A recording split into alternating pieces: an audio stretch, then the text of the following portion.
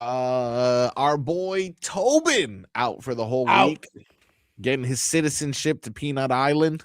How ironic. How ironic. He goes on a vacation NBA Finals week. How ironic. I'm happy he did because he probably wouldn't want to hear the news. Something that I've been saying on the Sports Day with Dan and Vladimir show every weekend, noon. Is that the Sports Day with Dan and Vlad? No, but you said Vladimir show. All right. Yeah, I know. Vladimir. Vladimir. I said every once in a while you got to throw out your government You got to throw out your real name. You got to throw out your government name. You know, I love the commercial, but you know, and Vlad, you know, Mama Lewis ain't listening upstairs in heaven. She wants her full name. You know, she named me. Hey, listen. I said that if there was a team that would make the trade for Giannis because they have the assets to do it, it would be the Spurs or the Thunder if the Thunder lost in the conference final or NBA finals. That's what just happened. I don't want to think about Giannis on the Thunder. It's gonna happen because they paid those boys money. Yeah. They gave them the extensions and it starts this upcoming next season. So Chet showed you that he can't handle Wemby. Yeah, he's not able to handle Wemby. I mean, he didn't even put shot. He didn't even. This is game 7. He didn't Leroy. even shoot the ball. No, game 7, you only put up what? Two shots? 2 shots. Listen, he should have had 6 fouls. For sure. Right? That's how right. He only put up 2 shots because he was defending his ass off and he fouled out. I can live with that. But I can't live with you taking up space on the basketball court in game 7.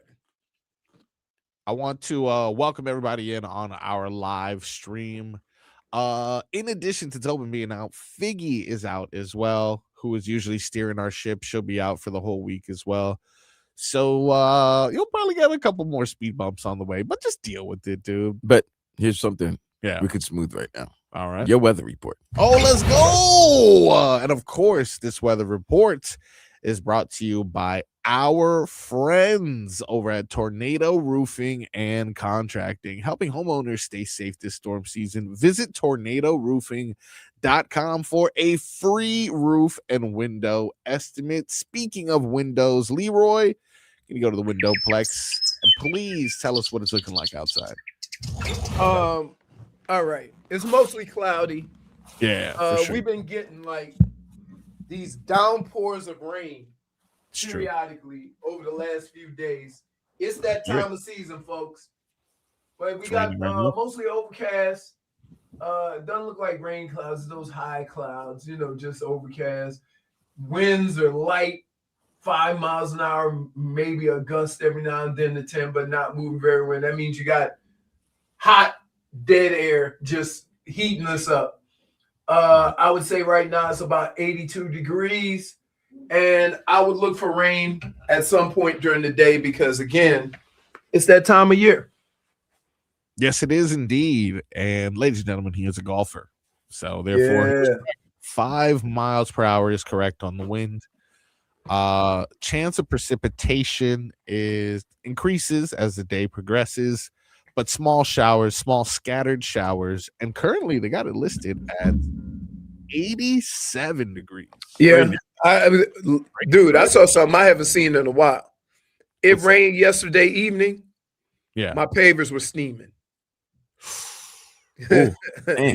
Hot, you know what? There has been a couple days that has been, extremely hot. What's crazy is the last couple of weeks the humidity has been pretty low, which today's 71%. 71% for South Florida this time of year is kind of low. I'll take it. I'll take any win I can get when it comes to this weather. And I'll take any win I can get if I'm a Marlins fan because it is not looking good for them at the moment. 5 losses in a row. Last time I was here, we were celebrating a sweep of the Mets, baby. Swept them. Losers. And here I am like a week later, exactly. And we are on the other side of that sweep. And it was not close. It was nasty. It was nasty work. I just like the game will be close. And then all of a sudden, out of nowhere, the opposing team, somebody will hit a home run 450 feet. You're like, what? Yeah. Not good. Not good. Marlins back in action today.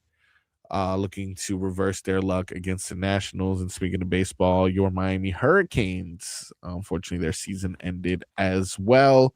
They also got wrecked. I think they gave up like 22 runs. That was on Saturday. Saturday. That's not even the worst. Like Miami is where they are, right? Yeah. You weren't thinking of them as like world beaters, but baseball is such that you can go on a little run if everything works out. So you need just get there, get to the regionals, and give yourself a chance. It didn't work out, but you weren't really thinking that they were one of the powerhouses in the country. Nah. UCLA went like, I want to say 48-9 during the season, and they out. The number 1 seed is out. Speaking of college, I don't know if you guys saw this meme or this graphic that's been circulating around that is comparing the age of the starting lineup of the Spurs to the starting lineup of the Michigan Wolverines. The men's team that won? The men's team. Right, it was older. Were they older college players? The Michigan team was older. Yeah, the Michigan team, I think, if you take the average age versus the Spurs starting lineup, I think the differential was maybe a year and a half in that. So Michigan's Wolverines, they're nearly 22 years old. That's the average age of the national championship team, 22 years old. And the San Antonio Spurs starting 5 is also 22 years old. But you got a couple of players, for example, that turned 23 during the tournament. So I say this to say Dylan Harper, 20 years old, Fawn Castle, 21, Victor Wembanyama, 22, Julian, what is it? Champagne. He had 6 threes in this last game at least. Yeah. This guy is he's old. He's old at 24 years old. And Devin Vassell, oh Jesus, ancient, 25 years old. It is definitely like a weird thing. Ancient, dude. Yeah, we got to start talking about, when they hit that 25, it's downhill from there. Like we do with 30. No, but that's the funny thing. 30 now is the cutoff limit. That you're old at 30. I heard 30. This morning, Omar Kelly was talking about Aaron Brewer. And it's do you really want to sign a guy who's reaching 30? And I'm like, 30? 30, that's it. It's reaching, right now in the NBA and the NFL, if you're 30, you're old. That's it. There's only certain positions that you're allowed to play. But now a running back or wide receiver, once you hit 30, you're old. You're done. It's crazy because first they only did it with running backs. Now they're starting to do it with everything except quarterback. Oh, yeah. Right? You'd be 40 being quarterback. Yeah. But, I think it depends on who you are. And that's the honest truth. Like a role player, when he gets 30, will start bouncing around. Right? But if you're a star, they're gonna get you till you're 35, 36, before they make that decision. If you are a number 1 on the team. Right? So you know those players. Yeah, it's crazy because the transfer portal has given guys extra years.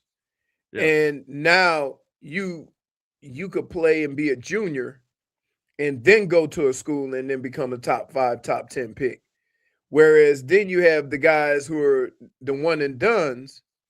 Well, they were always going to be one and dones. The ironic part and the part that makes this interesting is the Spurs have been on a run where the last 4 or 5 guys they've drafted are making impacts. Well, yeah, they did the process, and the process is working for them because they just do it better. They drafted better. That's all. I'm well ran, and I always have good coaching, and a star player who's really humble and dedicated. Sick of them, dude. When you look at what OKC did and what San Antonio did, there's a lot of teams that try to do it, but the organization's not good enough to do it right. Real big. Who got big? San Antonio? That's what he says. Oh yeah, that's what Barkley says. He gonna get fat. He gonna be eating all that street meat from New York. oh yeah. He loves vendor hot dogs outside. He's on that stuff now. Yeah, well, and then what they eat in San Antonio that he loves? everything. No, the ice cream. Was it the Alamo? No. Oh, what is it? Not, you said, wait a minute. Did you just say Alamo? Yeah, you said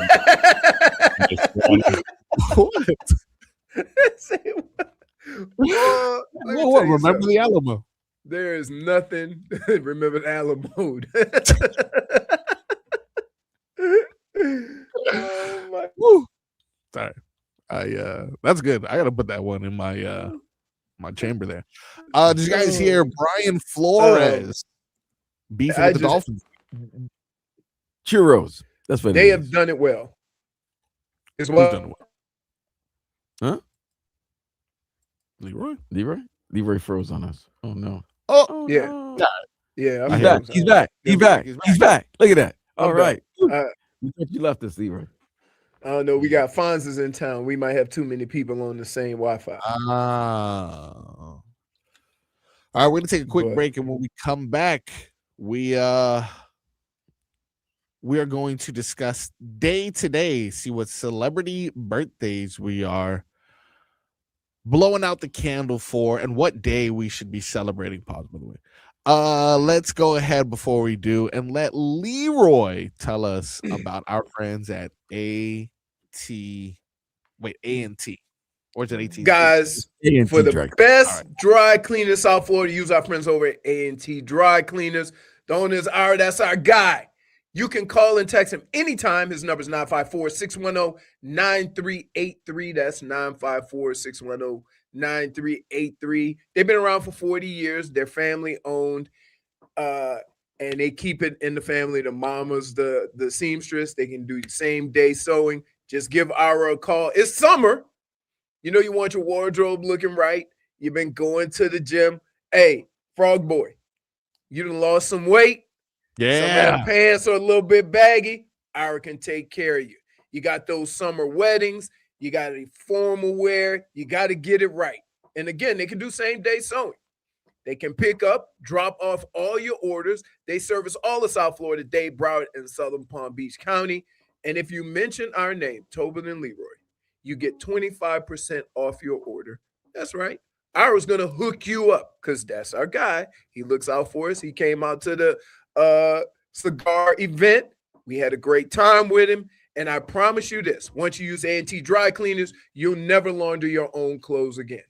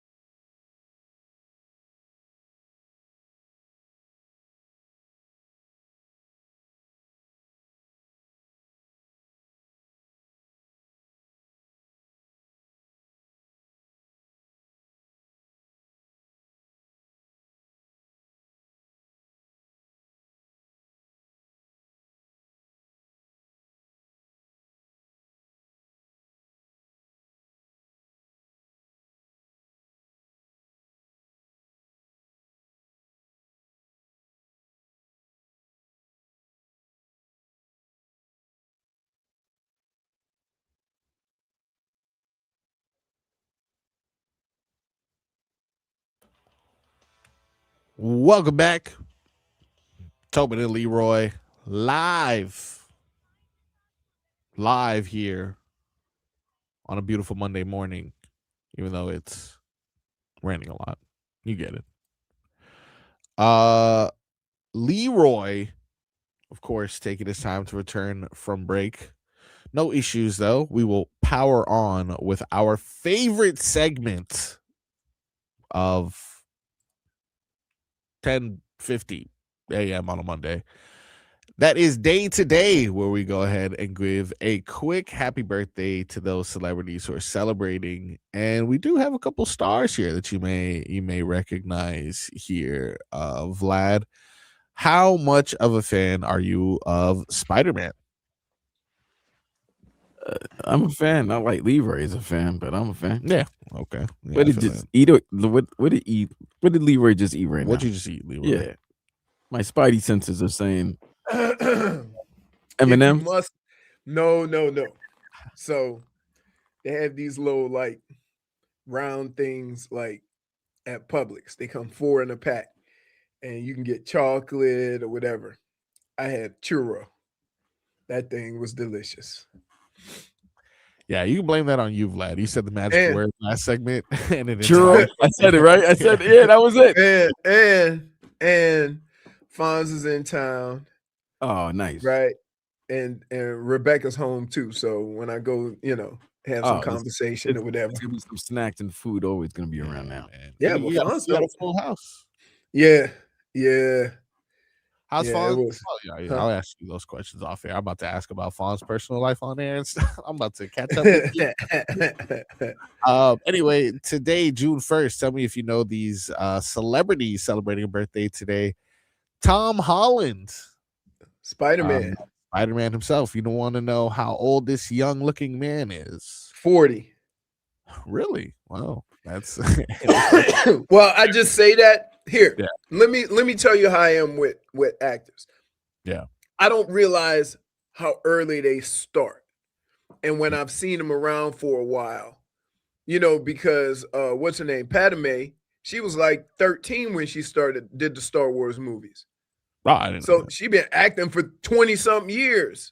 Yeah. Okay. Well, no, he is 30 years old. Wait, is that the one that's dating Zendaya? Yes. Oh, yes, it is. Yeah. By the way, Zendaya, her show just got the axe, if you will, Euphoria after 7 seasons over. Wait, really? Done. Wait, after this, really? That was it. Yeah. Yesterday was the series finale. Yeah, I didn't tell you.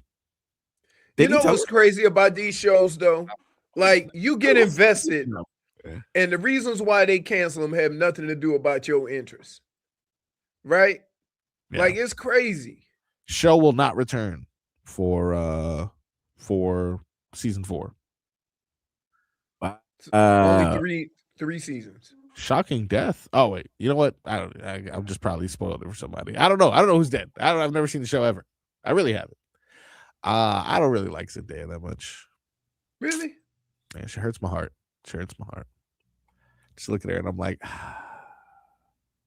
you remind me of a girl that I once knew. What are you, Usher now? Sorry. Marilyn Monroe would have been 95. She would have been 100 years old. Really? She was born in 1926. Okay. I was close. You were. So you know who was probably kicking it with her? Clint Eastwood. He just turned 96? Yeah, starring in a new movie, by the way. Clint Eastwood has no, he's not. Yeah. Are you serious? No, I'm kidding. Heidi Klum, 53 today. Oh, nice. Illuminati. She's really, that's a cool nickname. She always is known, I think, for her Halloween costumes, if I'm not mistaken. Wasn't she dating Seal? No, they had kids together. They're not together no more. Oh, okay. So she was dating. So she was, yeah. She was married to him. Okay, but okay. Well, he started with no. You said no when I said he was dating. Like, no, I was talking when he said when you said is he dating him? I said no, they were married and they're not together anymore. I said, was she Heidi? dating? I know her from the model show. No, not even that one. The other one, the America's Got Talent.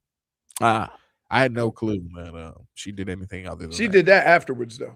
That's her second show. You guys know this guy? I've never really heard of Morgan Freeman. Of course, you've heard of Morgan Freeman. Nah, how old do you think Morgan Freeman is? 82. Ooh, pretty close. 89. Okay. Yeah. Good for Hey, Vlad. you know what? Y'all want to know an interesting about? So you know Sesame Street. Mm-hmm. Well, Sesame Street back in the day, there was another show called Electric Company. We know about that. Well, Morgan Freeman was on Electric Company. Electric Company. Yes, he was. Electric Company. Yep, and they used to go face to face and pronounce words. What in living color is that? It was the In Living Color to Saturday Night Live for the kids, for sure. Yeah. No, seriously, that's what it was. Yeah. Come on to Electric Avenue. No, right? No, it's the same thing. Mine is totally the same thing. No, it's not. No. ZZ Beats. You guys know her? Who? She's a actress. If you've seen Childish Gambino's show, what is it? Atlanta? Oh, Atlanta. Okay. Yeah, she is the female protagonist. Okay. How old is she today? 35 years old. Good for her. Andy Griffith. He's old and he's passed away. Would have been 100. No, good for him. So wait, Andy. So Andy Griffith and Marilyn Monroe were born the same year and the same day. No. Are you saying that? Yeah. Wow, actually, same day. Yeah, it's pretty good. LMA. Oh, isn't that Is she even 30 yet? Isn't that Jason Taylor's? Nah, Jason Tatum's. I don't like this. This looks like this looks like Ellie May. This is a TikTok star. It's not even the right. Oh, okay. No. Yeah, I don't like this person. All right. I refuse to acknowledge her birthday. And that concludes Marcos Rain over here. Look at you. I will not acknowledge your birthday. How dare you? How dare you? That concludes our celeb birthdays. We're gonna go ahead and take a break, and when we come back, hour 2 of the Tobin and Leroy show right here on 104.3 WQAM.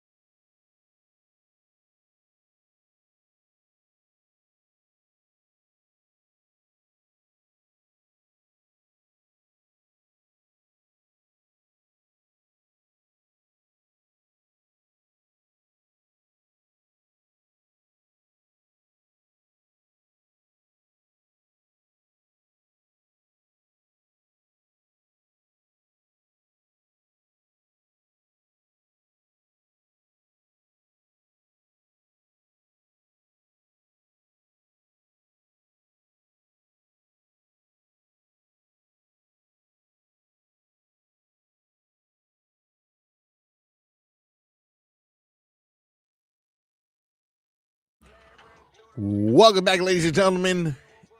It is the Tobin and Leroy show. Remember we used to start this hour with that ridiculous song dedicated to that ridiculous quarterback we used to have? Although I do think he's going to have a good year in Atlanta.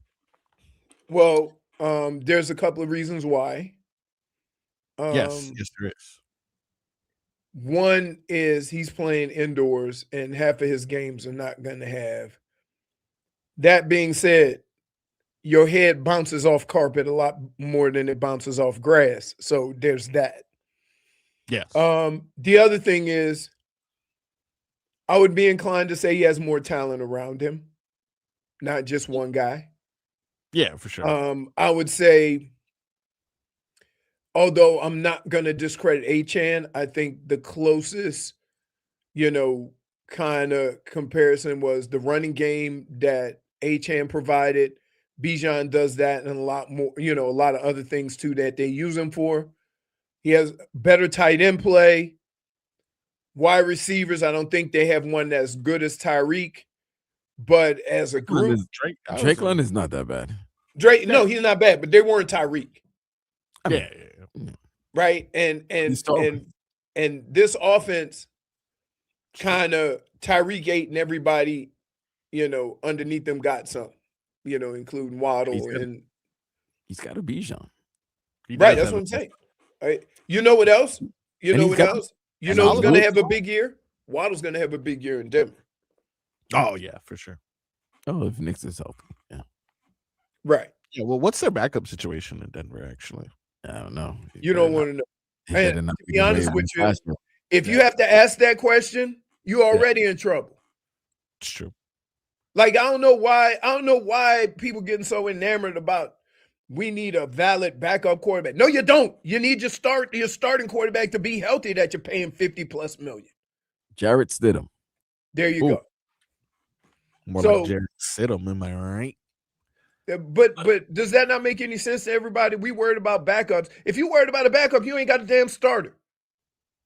Most people, you may get lucky. Like, you may get lucky with the situation that happened to the greatest show on turf years ago with Kurt Warner. Okay? You may get lucky with the situation that happened with Tom Brady in New England. That doesn't normally happen. When your starting quarterback goes down, you normally struggle. So stop in the league talking about we need a viable backup quarterback. You need a guy that can hold the fort down. You ain't going to rely on him to have to win a lot of substantial games. If the infrastructure is good around him, you may get away with it, but you're going to be less of a team if your starting quarterback gets hurt. That's just facts. Stop making it sound like I'm so sick of time. Oh, the team didn't spend any money on a backup quarterback. If you're looking for a backup quarterback and you thinking your backup quarterback got to play 5 or 6 games, you probably shouldn't have paid your starter. Let's start there. Date sounds right, though. You may get lucky with a Willie Beeman. You never know. I'm Willie Beeman. What a good movie. No, Leroy, you still haven't seen that one, right? No. Oh, you're missing out. Can I just say, I get very, very frustrated from football movies. No, this one's real though. Because there's real plays there, right? Yeah, come on. There's a lot of things that people assume that happen in the locker room that don't happen. Jim Brown got knocked out on the set of that. Nah, a lot of things happened that would have happened on in the team. You gotta watch it, dude. You got to. There were fights. There's a lot of team fights, right, in the locker room. Oh, they fighting, and I look. They were fighting.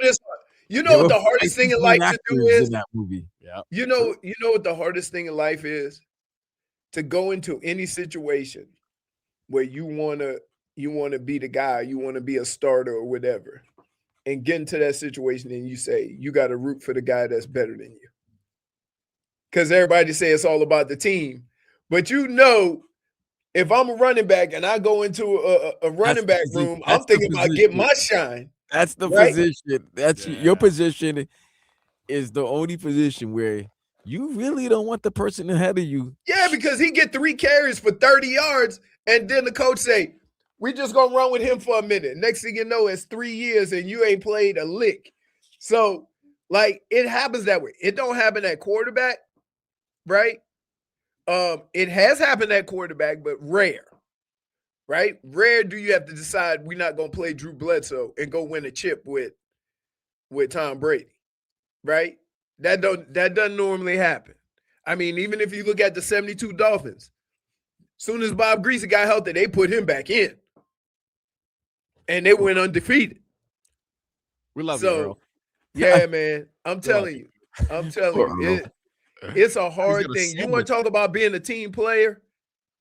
Yeah. Like you know, yeah, he's the ultimate team player. You ask anybody outside of South Florida, hey, who's the quarterback for the Dolphins that year? Perfect season. That Greasy. Perfect season. They all gonna say Greasy, and then it's like, right, right, not so much, right. He played the whole year, right. So it's a weird dynamic in sports. It's not like that in baseball.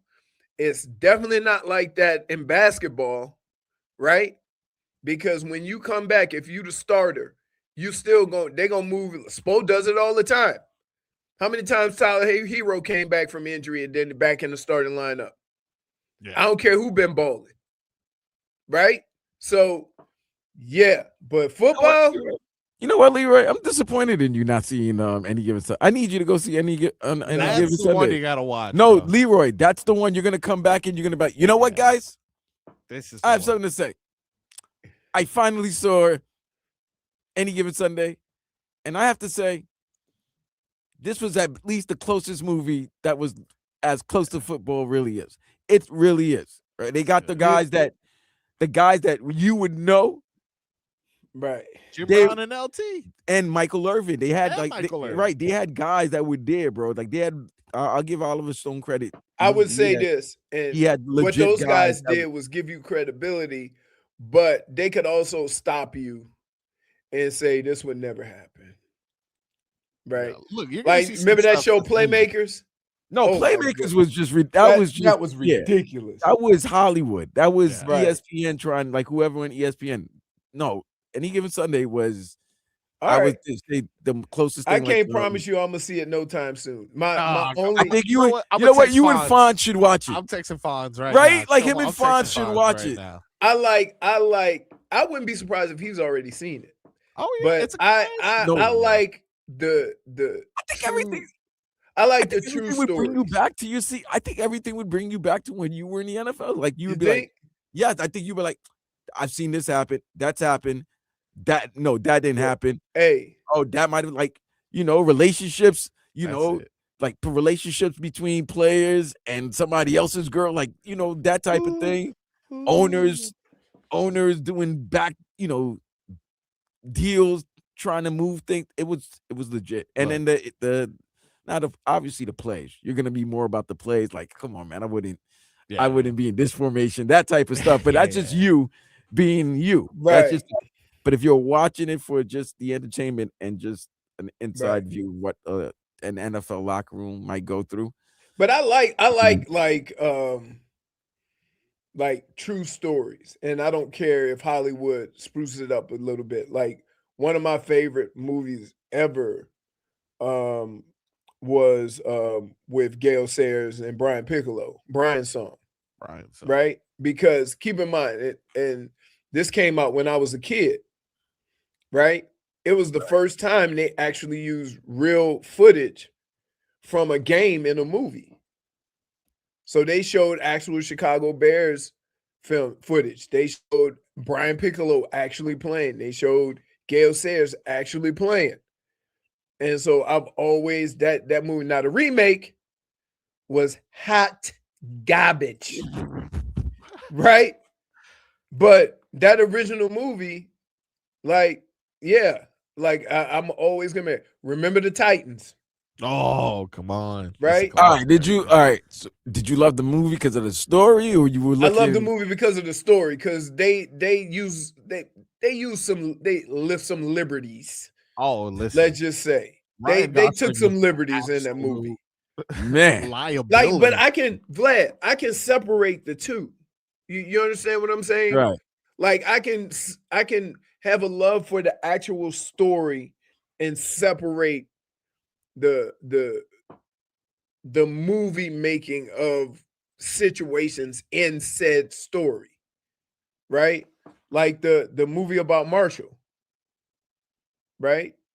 When the plane crashed, like that was a cool movie. Now they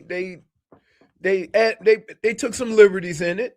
Well, they got to. They got to right, and they're making a movie. But I understand. But the story, if you didn't know about the story is captivating. Right. I'm gonna tell you right now, I know who Leroy's gonna hate. Who I'm gonna hate in any given Sunday. Yeah, I can tell you the character he's gonna hate. James Woods. The doctor. He's gonna hate the doctor. Yeah. He's gonna hate James Woods. Hey, come on, this is a star-studded cast. That is an ensemble cast. He's a doctor on the show or on the movie, and I forgot. He's definitely gonna hate James Woods. Yeah.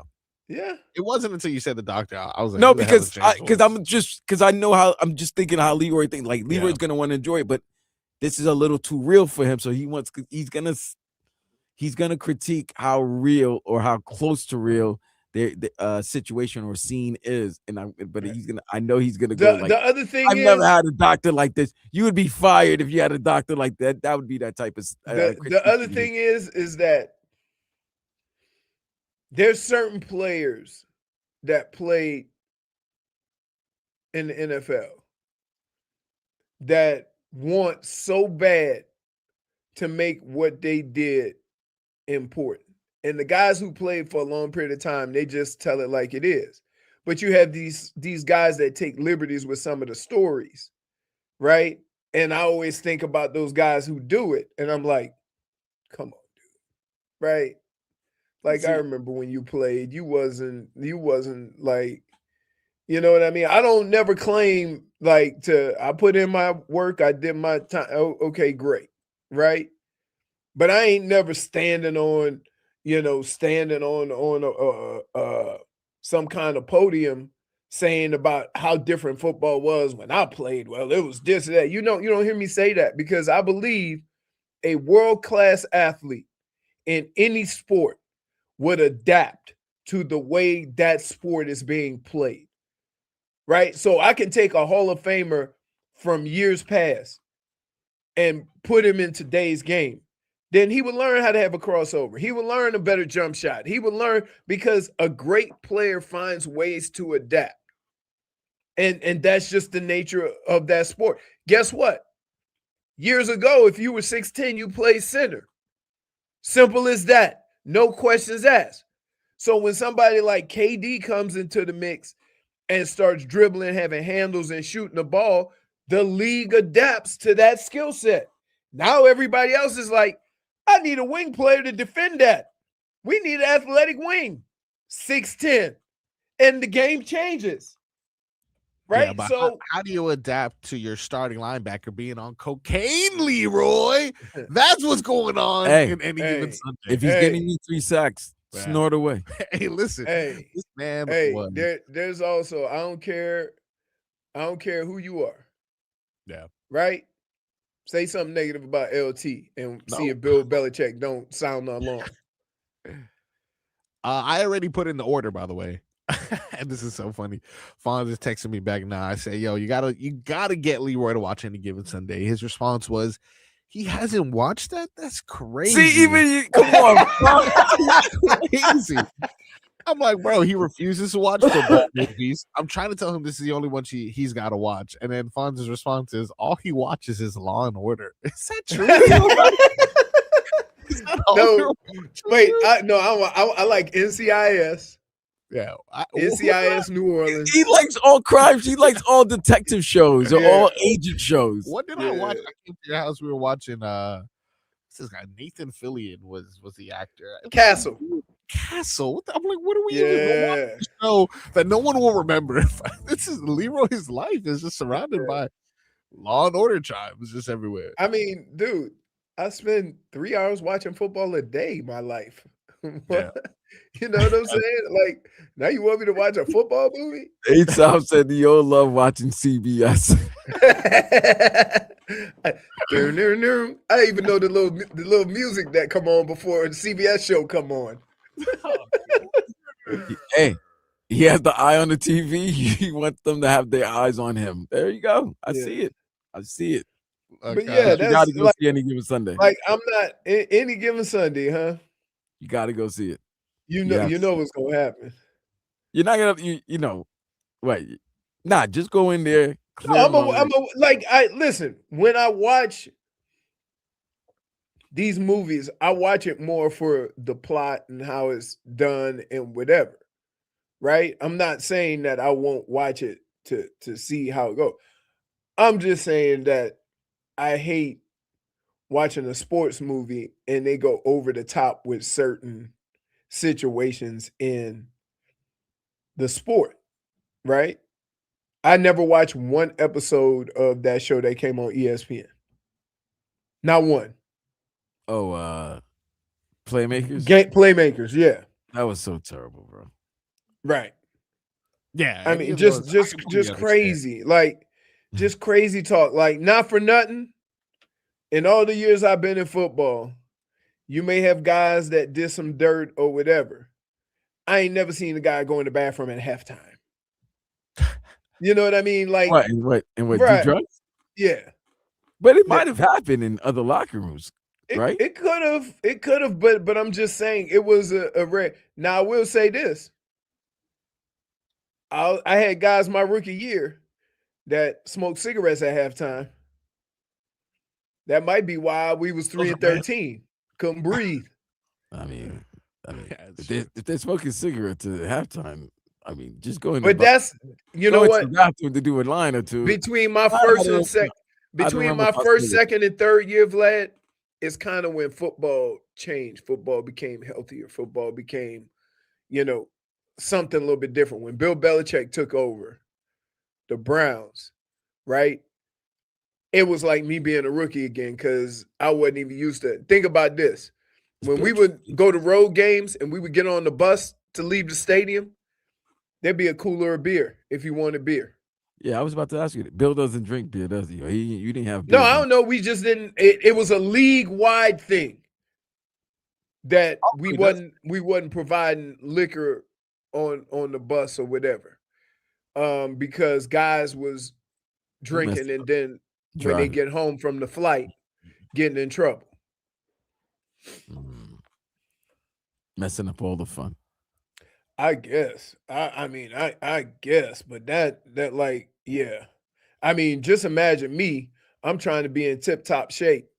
It was already hard enough with, how I played or whatever. And we getting at halftime and some guy smoking a cig. Right?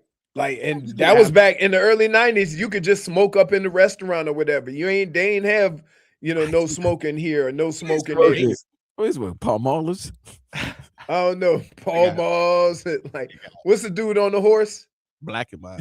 Is it Marlboro? Marlboro Man. They were smoking. Back then when people roll their own cigarettes. Not the red one. Not the red red Marlboro. Virginia Slims. Oh my God. Nah, dude. That's what the chicks smoke. They smoked the skinny cigarettes like they was getting less nicotine or something. I don't know that. Like, yeah. And now the thing is, I just smoke cigars and I don't inhale. I say, meanwhile, you got a plume around you like pig pen. Oh my God. These headlines were brought to you by Doral Kia. You always pay less with your Pricito at Doral Kia. Visit them at DoralKia.com. We'll take a quick break and we come back, reflect on all things NBA as we look forward to the finals and partying like it's 1999. When we come back, I will give you guys items that were popular in America the last time these two teams faced off in the NBA Finals, and you will try to guess the correct price as, again, we party like it's 1999 when we come back on the Tobin and Leroy Show.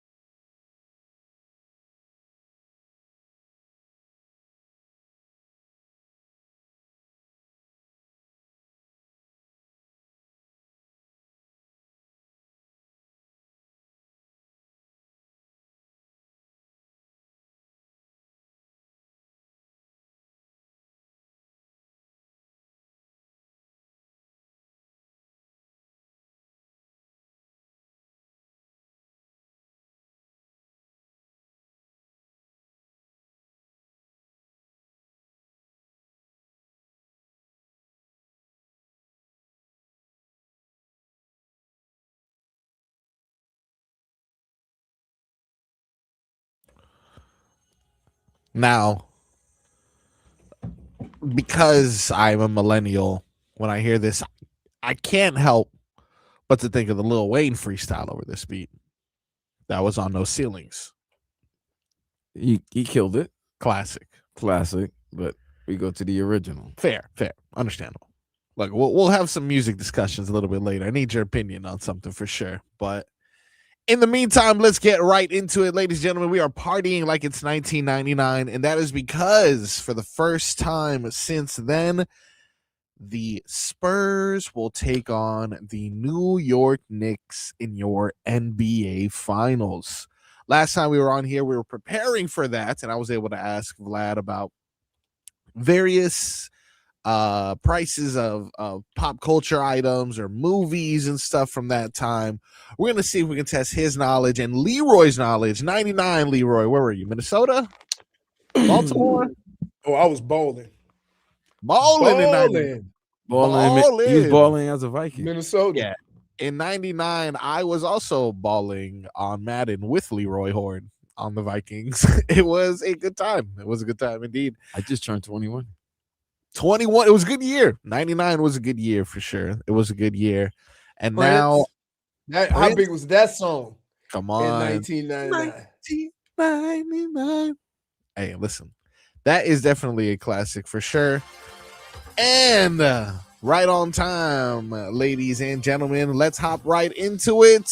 Are you guys ready for round one? Ready. All right. Fast food is a thing that has traveled with us since 1999, with these chains growing bigger and bigger every year.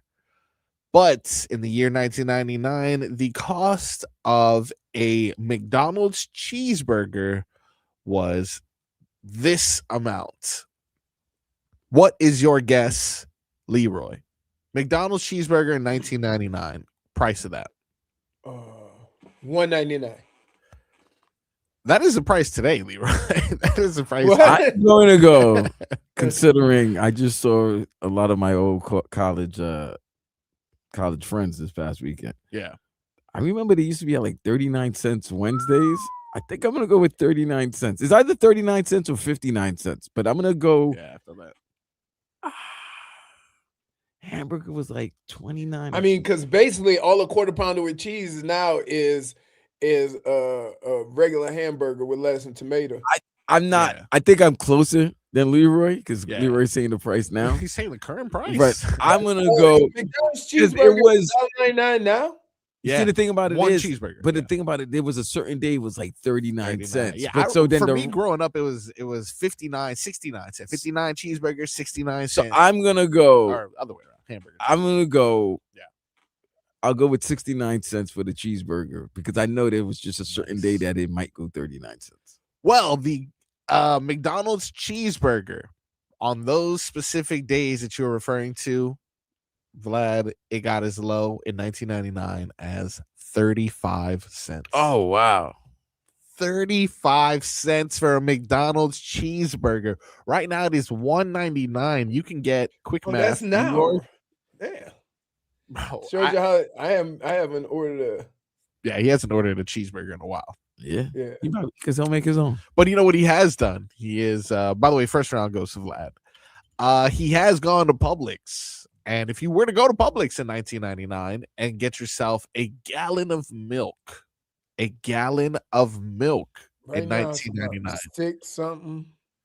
All right, Leroy. I would say no. He said right now it's about yeah. Right now it's about 6 something. Yeah. So $2.79.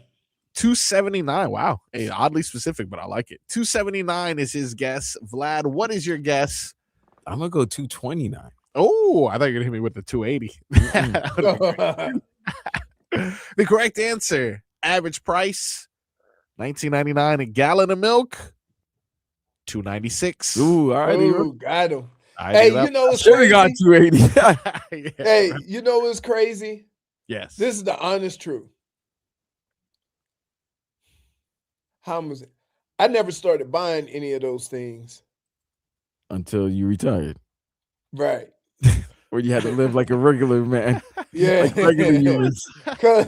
Because we could just go to the facility and say, ain't no milk in here. And 5 minutes later, milk will show up. Yeah, there'll be a cow there. There'll be an actual cow there. It's just so we and it's not for any other thing than for this reason. Didn't cook a lot at home. And one of the reasons why you didn't cook a lot at home, because you was either traveling or you wasn't going to ever get through the leftovers. And the food that I ate, you talking about red beans and rice, gumbo, right? That like you don't make stuff like that for one day. So that's part of the problem. So I'm a little lost for some things. Like I never bought lunch meat. Wow, Leroy. Never. Because it would go bad in my refrigerator. Yeah. Right? Like I can't tell you how much grilled chicken costs. I just go somewhere and have it made. Like, because I didn't have time for all that. And you can't really have leftovers. Yeah. That makes so sense. My refrigerator for the 10 years that I played was normally empty. Poor. No, it was wasting food. Gotta step your game up. Except for the holidays. Holidays, you go to somebody's house, right? Yeah.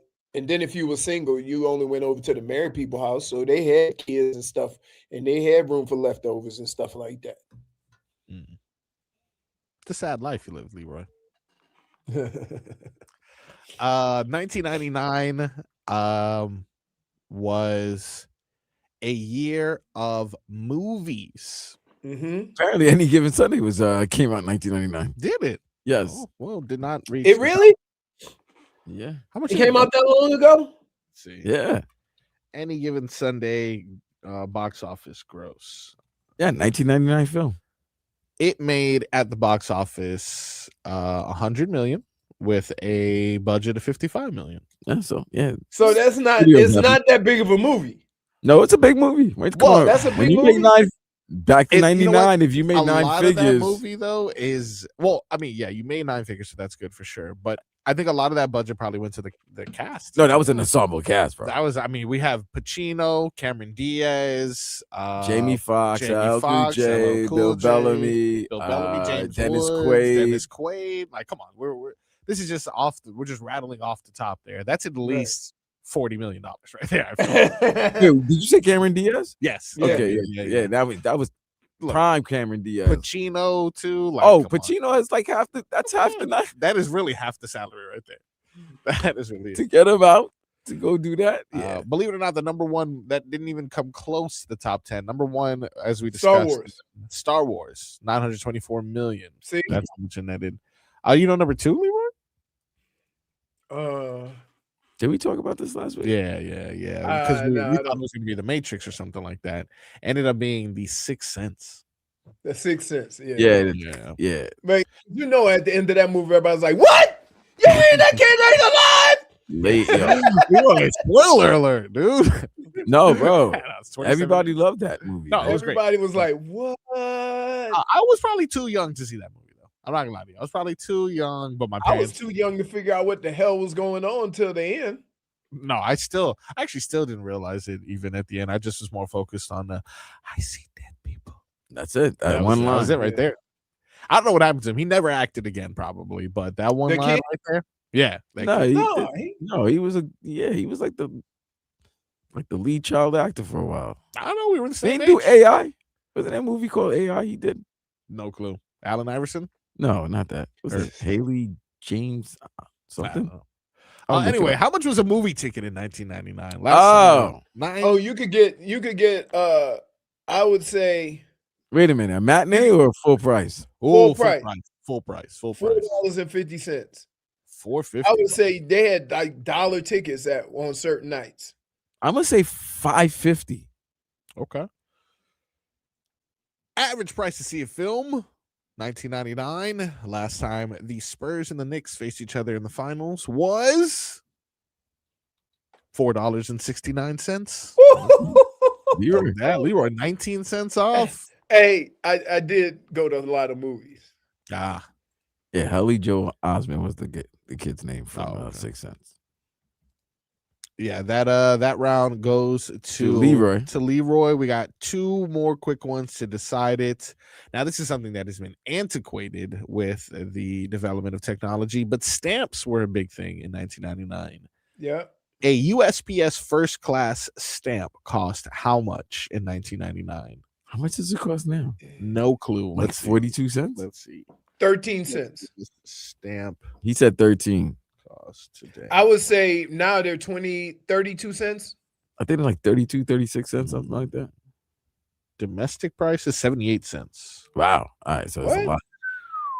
You know what I do? No. That's now. That's the look at that.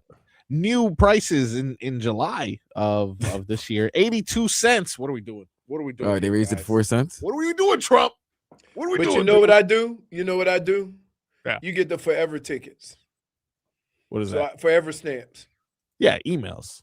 You can just send an email. Totally fine. You get I got a boatload of forever stamps. Yeah, they me were too. like 50 cents. cents, and there's no price on them, and you can use them forever. That is. Hey, bro. Sometimes when I didn't want to go to the post office, I'll look at a letter. Yeah, somebody sent me. I'm like, oh, stamp still kind of good. I can use that stamp. I can use it. No, they put a stamp over it. Nah, yeah, I can get that stamp out, buddy. I can get that stamp out. I know a guy. You don't have a stamp guy, Leroy? You don't know how to use a razor? Come on, You know how to use a razor? Forensics, you putting the heat warm it up, and then boop, a little bit of Scotch tape. I'm MacGyver. I gotta be MacGyver sometimes. I'll save 36 cents. That's a cheeseburger, Leroy. I would say it was definitely like stamps were like that's great. 29 cents. Did I say 29 cents? Yeah. You said 29. I'm gonna go with 8. Dade South brings out a point. He says the hack is to put the address you want it to go to as the return address. Oh, so it's like, it's got no stamp. Return it to this other address. Dade South. Hey, listen, I need your address right now. We are gonna come back. I am gonna report you, sir. We are gonna surround this guy's been hacking the post office, dude. That's fine. What's the answer? The correct answer, a stamp in 1999. What was your answer? I forgot what your answer Did I say 8 cents? I think I said 8. 8 cents? Yeah, I don't know. That's interesting. The correct answer is 33 cents. Ooh. Hey, Vlad, what's up? When were you? Well, no, I ain't going to say that. What were you going to say? Where were I born? He said, what were you doing? I'm like, never mind. I got the first right. I got the first one. The other two, you were closer. Wow. That's it, man. What's the last one? Last one I am going to do is going to be a computer. A desktop computer in 1999. More or less, how much would that run you?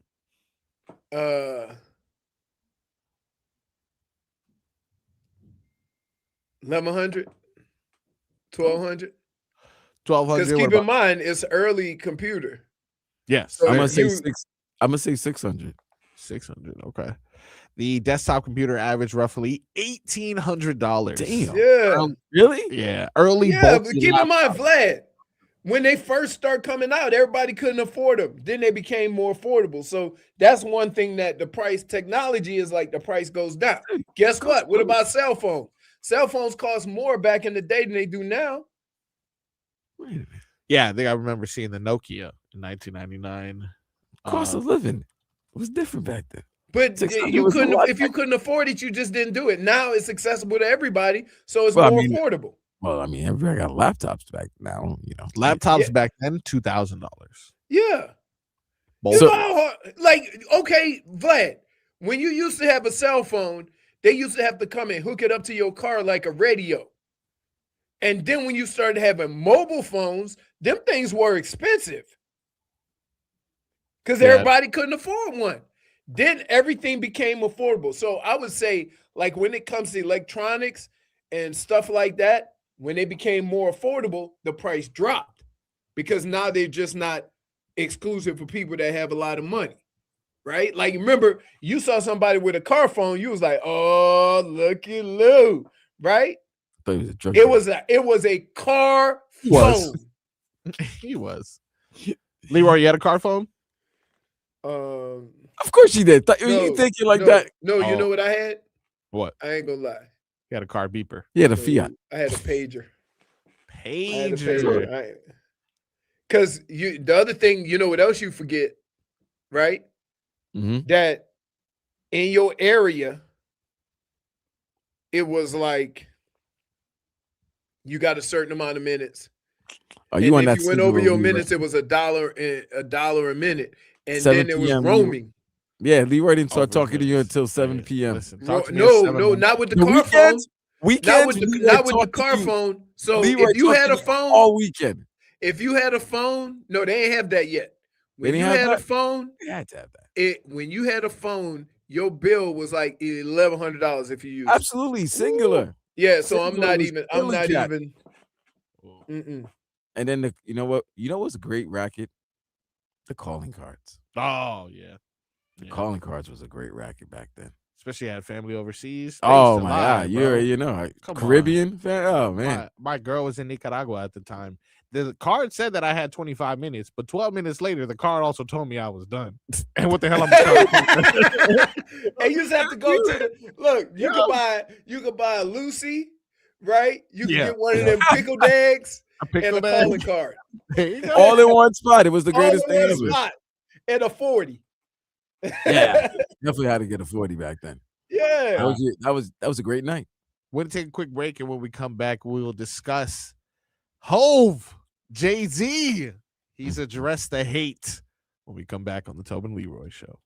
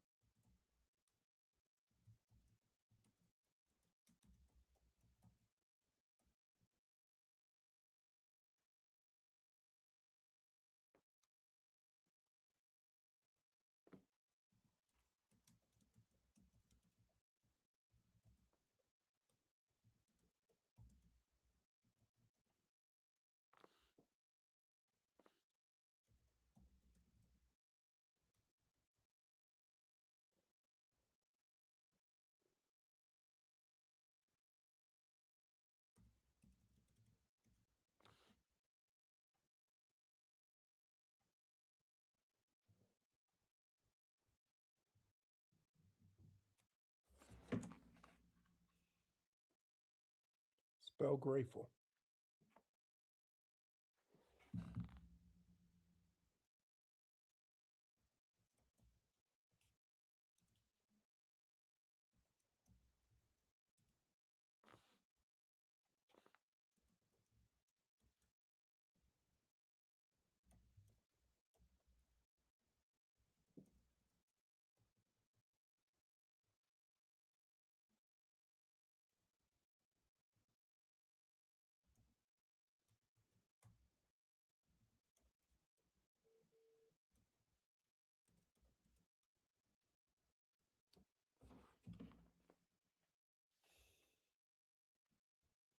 spell opportunity.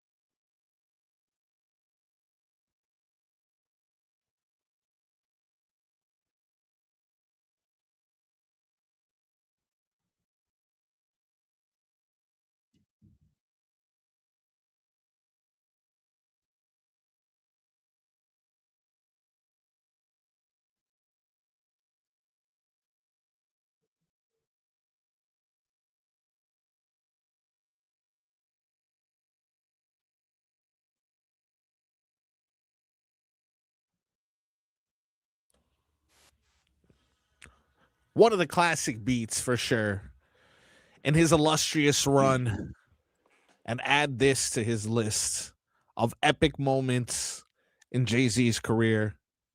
Got a lot off of his chest this past weekend during the iconic Roots picnic in Philadelphia. Some of the names mentioned or some of the people addressed go from Dame Dash to Nicki Minaj to, of course, Kanye West, and very interestingly, our very own Wait. Time out. Who's our? Our very own. Wait, no. Don't use the word our. Don't put Leroy. Definitely don't put my name with our. With the entire country's very own. What country? Iceman himself. You mean Canada? The entire north of America. No way. No way. We'll see, man. World Cup's around the corner. We'll see how the world responds. The world will respond. I just don't think he likes North America. I told you that's why he did Iceman. He took the whole world. Instead because America wasn't messing with him. He's not messing with North America. I mean, that's not what the album sales say. And you know what's interesting? The disrespect was very loud, but the apologies are what? I can't hear them. I can't hear them. Nobody's apologizing. I don't understand though. Nobody's apologizing. Number one, number two, number three, outselling everyone, breaking all these records. Can we say this? Timing is everything. But when you become a popular artist, can we not look at ticket sales to determine whether your album is successful? Well, you can't. I know that's the way you do it. But that don't mean it's good.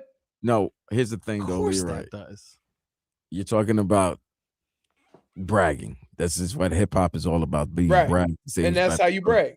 So this is how you brag. But there was a way before, because you were actually moving albums, CDs, tapes. You were actually putting the product, like you had to push it. And people weren't going to buy garbage. Right. The physical. For sure. You're right. You weren't going to spend $19. You don't have to do that right now. You can release an album like in 2 minutes and it'll be listened. Everybody will listen to it. Everybody in 5 minutes will either give it a classic or it was a flop in 5 minutes.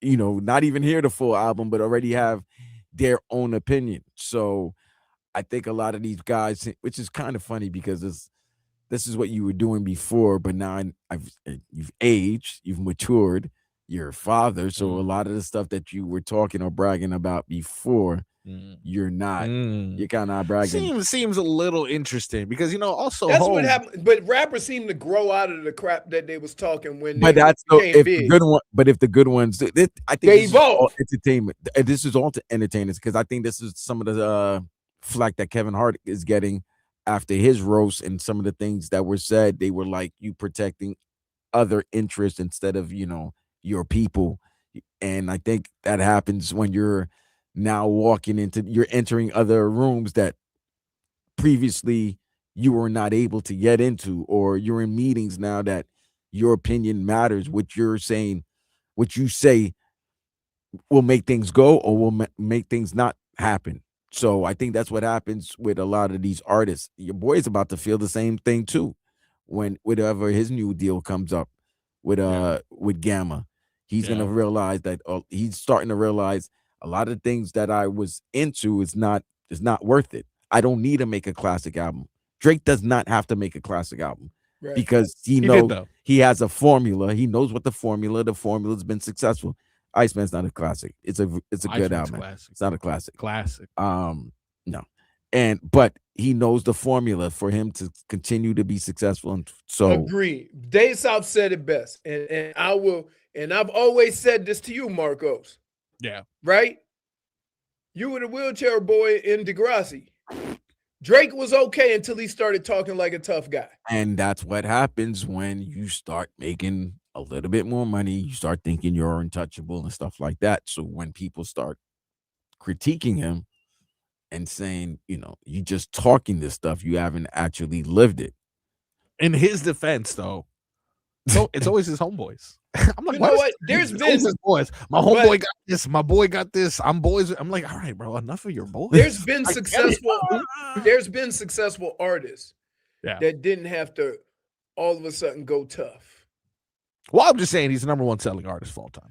But this thing that he addressed, where he addressed all the people, just proved one thing. If Jay-Z and his freestyle dismantling all the people against him proved anything to me, it proved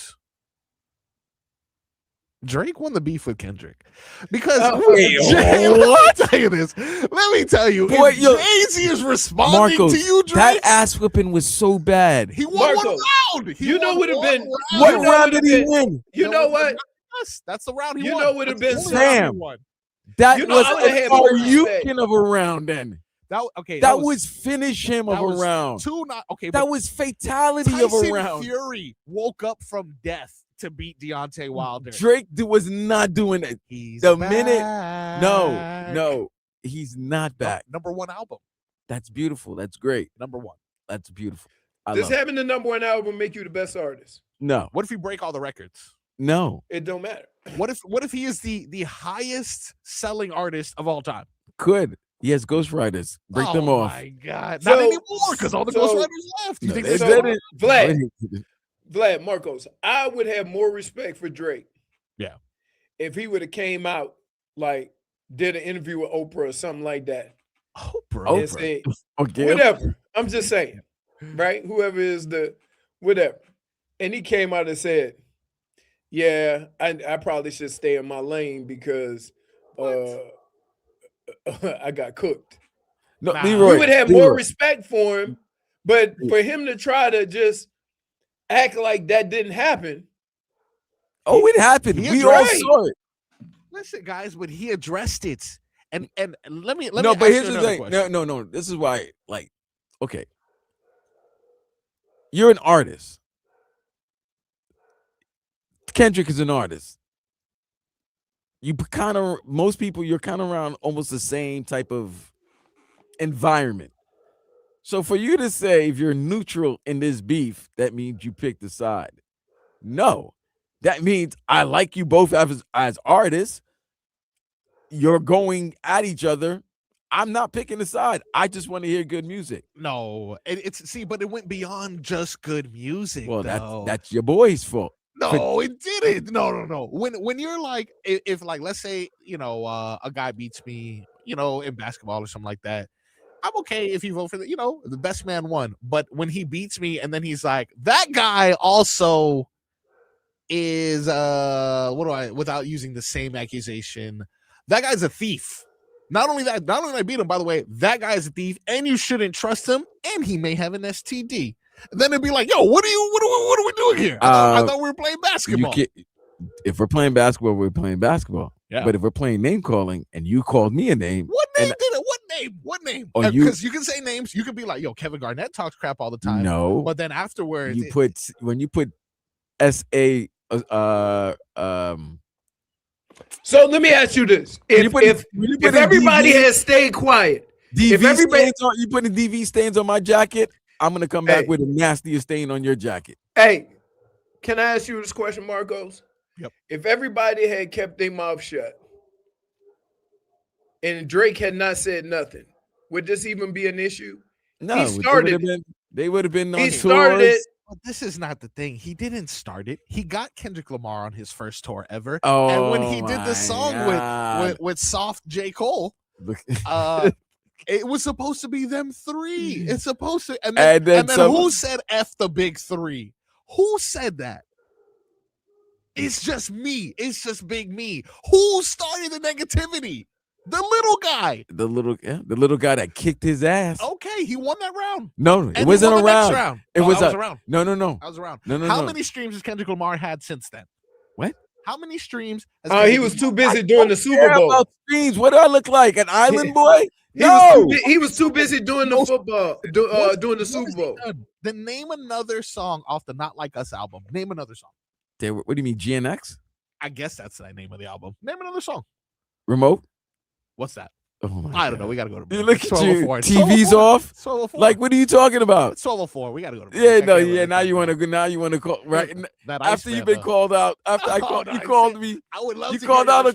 You asked a question. I answered. Now you want to go to break. I would love to hear your response. But it's 12:04. I don't want to violate the clock anymore. That'd be crazy. Okay. Cool.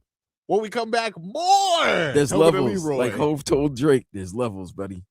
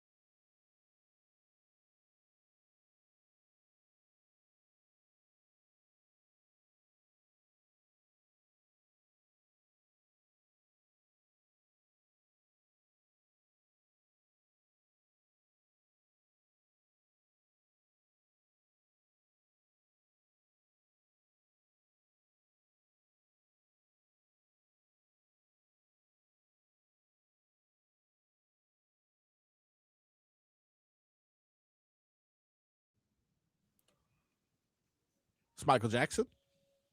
C. Drake passed him. Whatever. So you saying Drake is better than Michael Jackson? Oh, here we go. Yeah, let the older say that to the older guys. Hey, You'll see what happened. I'm just saying. Look at Leroy's face. Leroy ready to smack you. He's gonna smack your kufi off, man. Look at you. Just saying. Numbers? Man, let me explain something to you.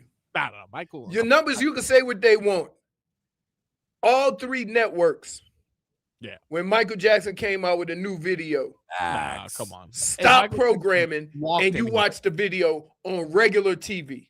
I've never seen someone make people faint by looking at them. Listen.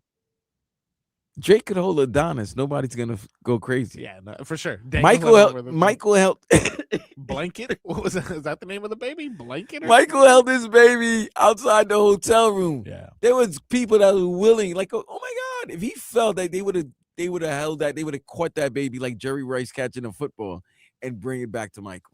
Schmeatha brings up a good point though. Leroy's so old. TV only had 3 networks at the time. You forgot the little one, the little dial. Oh, okay. Let's get you some headlines. These headlines are brought to you by our friends over at Doral Kia. You always pay less with your price detail at Doral Kia. Visit them at Doral Kia or DoralKia.com. Contrary to popular belief, we have talked some sports today. New York Knicks, San Antonio Spurs set to face off in the NBA Finals. Your Miami Marlins, unfortunately, swept by the Mets. Lost 5 in a row.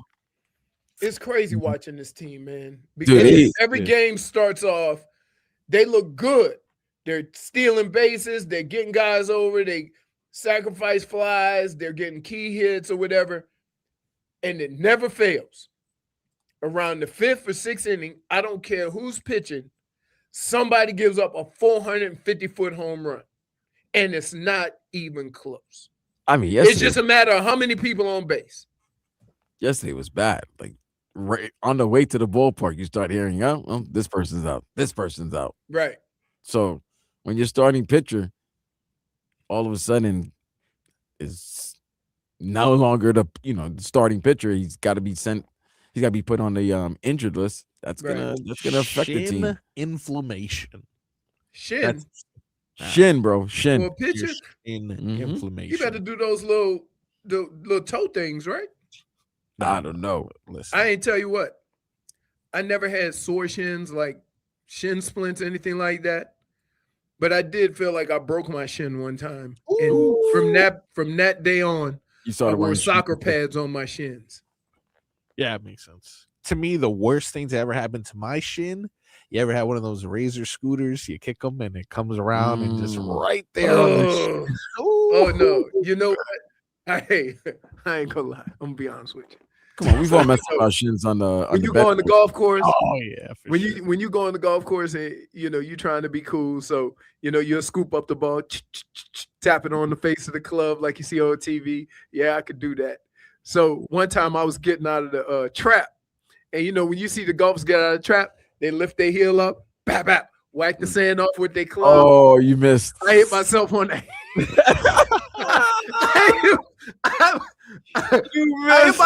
I hit myself on the ankle. I was like, oh God.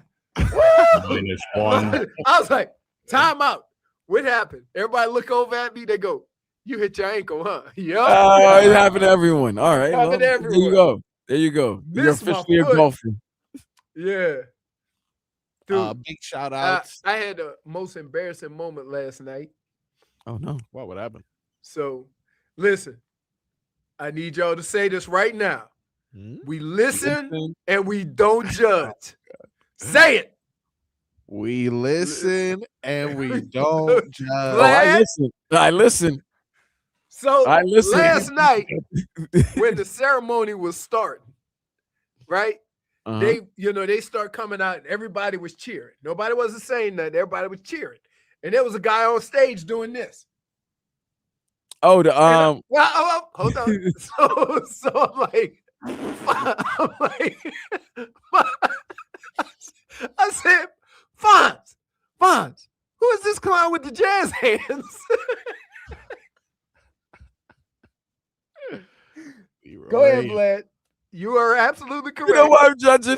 Because here's the thing. I would have been that person. That would have been me, right? But if I was Leroy, I would have been Fonz in that situation. Because you always, when you're thinking about it, right?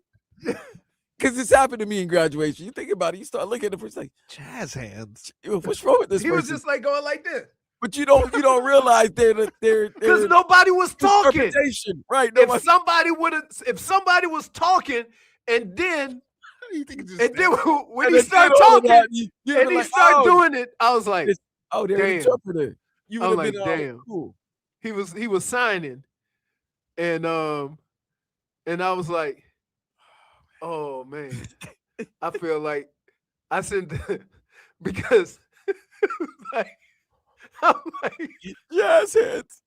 I said, we got this guy up top. I said, Fonz, he got the jazz hands. We're like, what are we doing? My wife just looked at me. Mel just looked at me. Like, I'm like, listen, it's been a long weekend. Oh God. I love how we talk blaming. We blame it on the long weekend. Yeah. But I literally, that's what I do. But I felt so bad because then as soon as they stopped, say, can I have everybody seated? And then he started, I'm like, oh, damn. Oh, man. Say, sorry, Mr. Jazz Hands.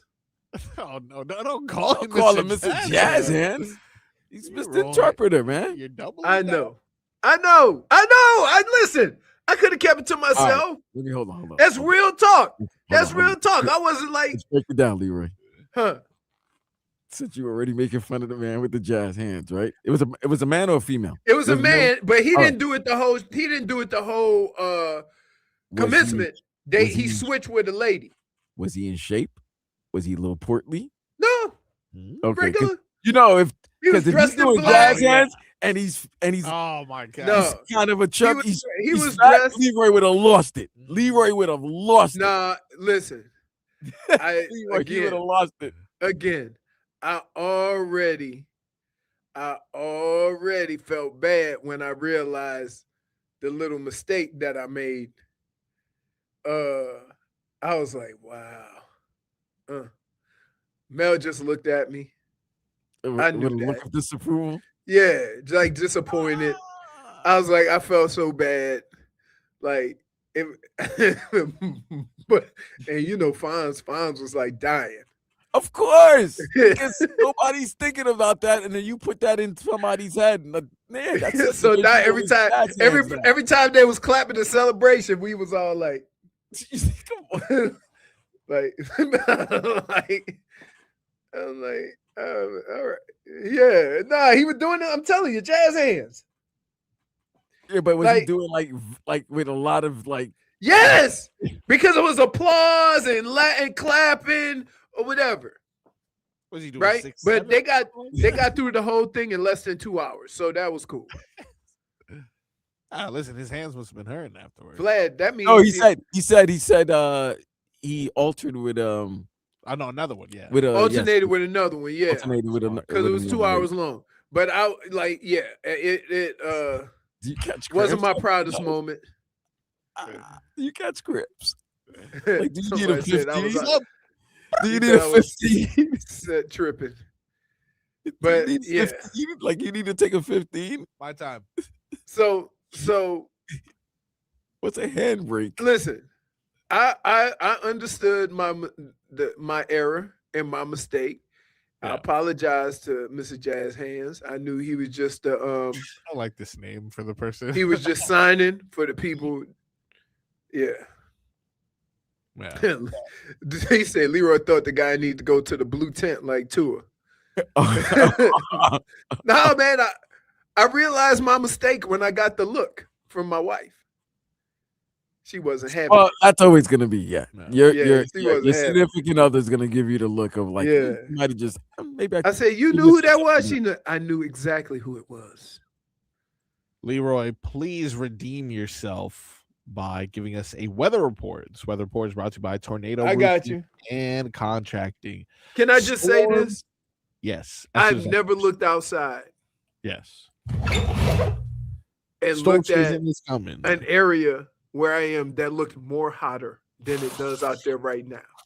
it looks so hot and just still, and it's not really muggy. That's the kicker. The humidity is not that high, but it's mostly cloudy. Winds are still barely moving, and it's got to be 90 degrees, and it's barely 12 o'clock. So, like, it's a scorcher out there. It is indeed 89 degrees. It is, he's right. It's 89 degrees right now. It is. Thunderstorms are expected around 5 p.m. Wind gusts are up to 10 miles per hour. Listen. He says it's 90 degrees. Feels like it's 90. It feels warmer than the actual temperature. 6 degrees. We're 6 degrees higher than we should be at this around this time. Right. The humidity is a little bit lower, but the temperature is higher. It's 67% right now. Yeah, that's low, man. You know what it is in Vegas? If I can't get through the tornado roofing and contracting, hook them up. Go ahead, hook them up. Storm season is coming. Make sure your home is ready. Get your free roof and window estimate today. Visit tornadoroofing.com.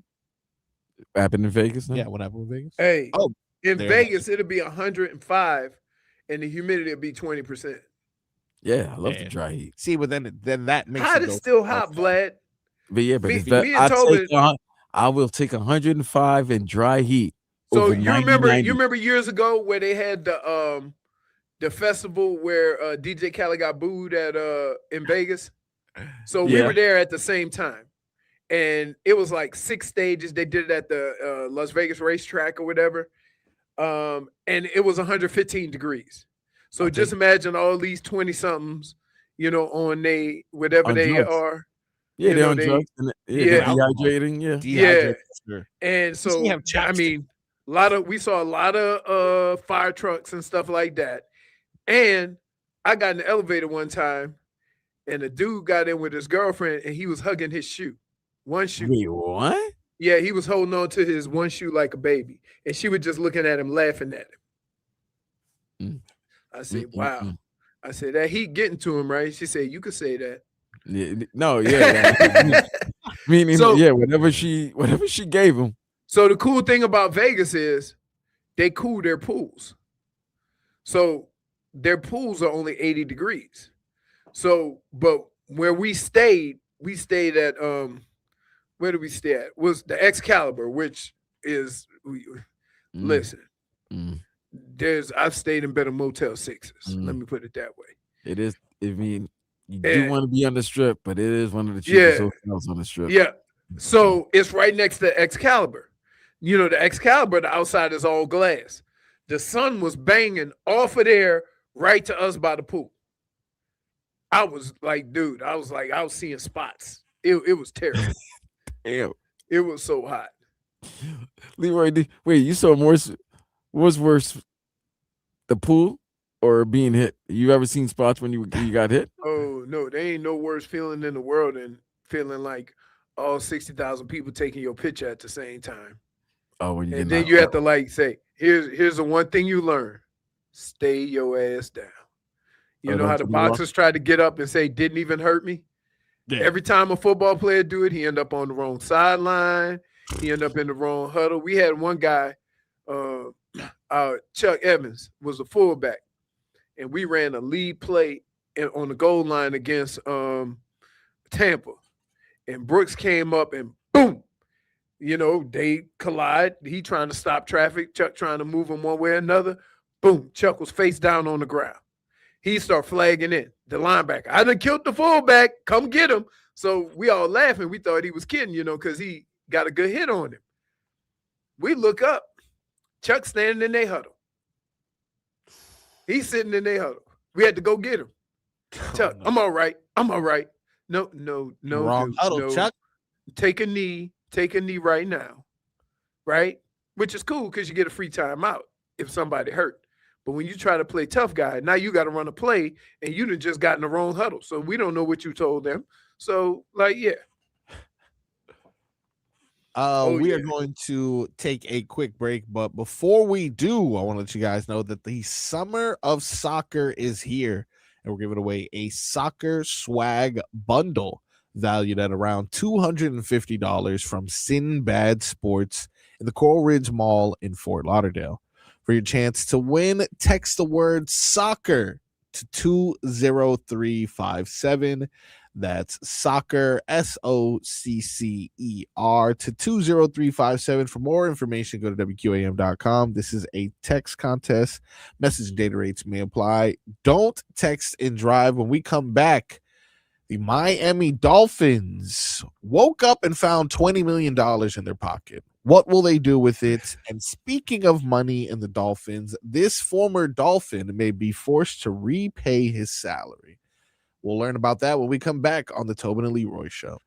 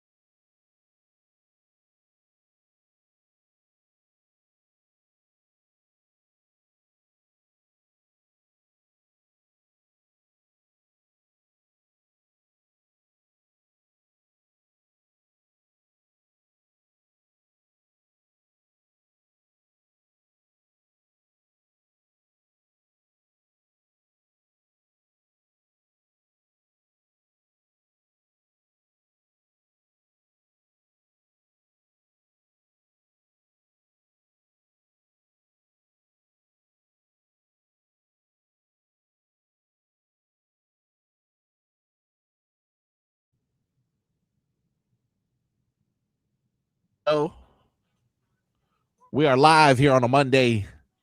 All of us except for our boy Tobin, who will be out all week. Figgy out all week, but have no fear. Vlad and Brittany will be holding things down on production side. And Leroy, unless he gets inspired by any given Sunday to rejoin the NFL, will be here all week as well. Hey, yeah. Let me explain something to you. Come on. There's only one guarantee in my life. Yes. When I said I was done, I was done. Yeah, no, I feel that. That's good. That's probably for the best. And I told people I got calls for the next 2 years. Yeah. No, dude. Like I need to get healthy. Yeah. No, makes sense. I mentioned, speaking of football, before we left, that today, June 1st, is Dead Cap Day. So like getting up and finding 20 million on the ground.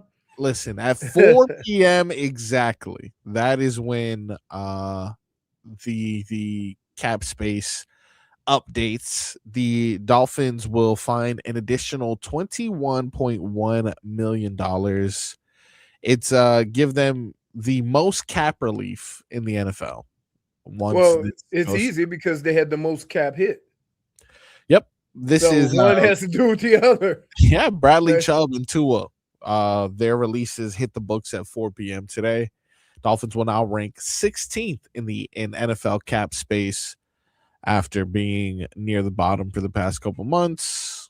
So I was thinking about this, and I'm not a big believer in predetermining how good or bad the team's going to be, because there's one rule that is a constant in football. Every year, there's going to be 4 to 5 to 6 new playoff teams for whatever reason. And we tend to just assume that the teams that were there last year are going to be here this year without fully understanding that rule. So if I would ask you to think of anything, don't think to me as terms of what teams are going to be good, what teams are going to be. Come up with the 5 teams that you feel were in the playoffs last year that aren't going to be in the playoffs this year. And you'll have a better idea of how your schedule and how your teams are going to play out that way than trying to figure out what everybody's record's going to be.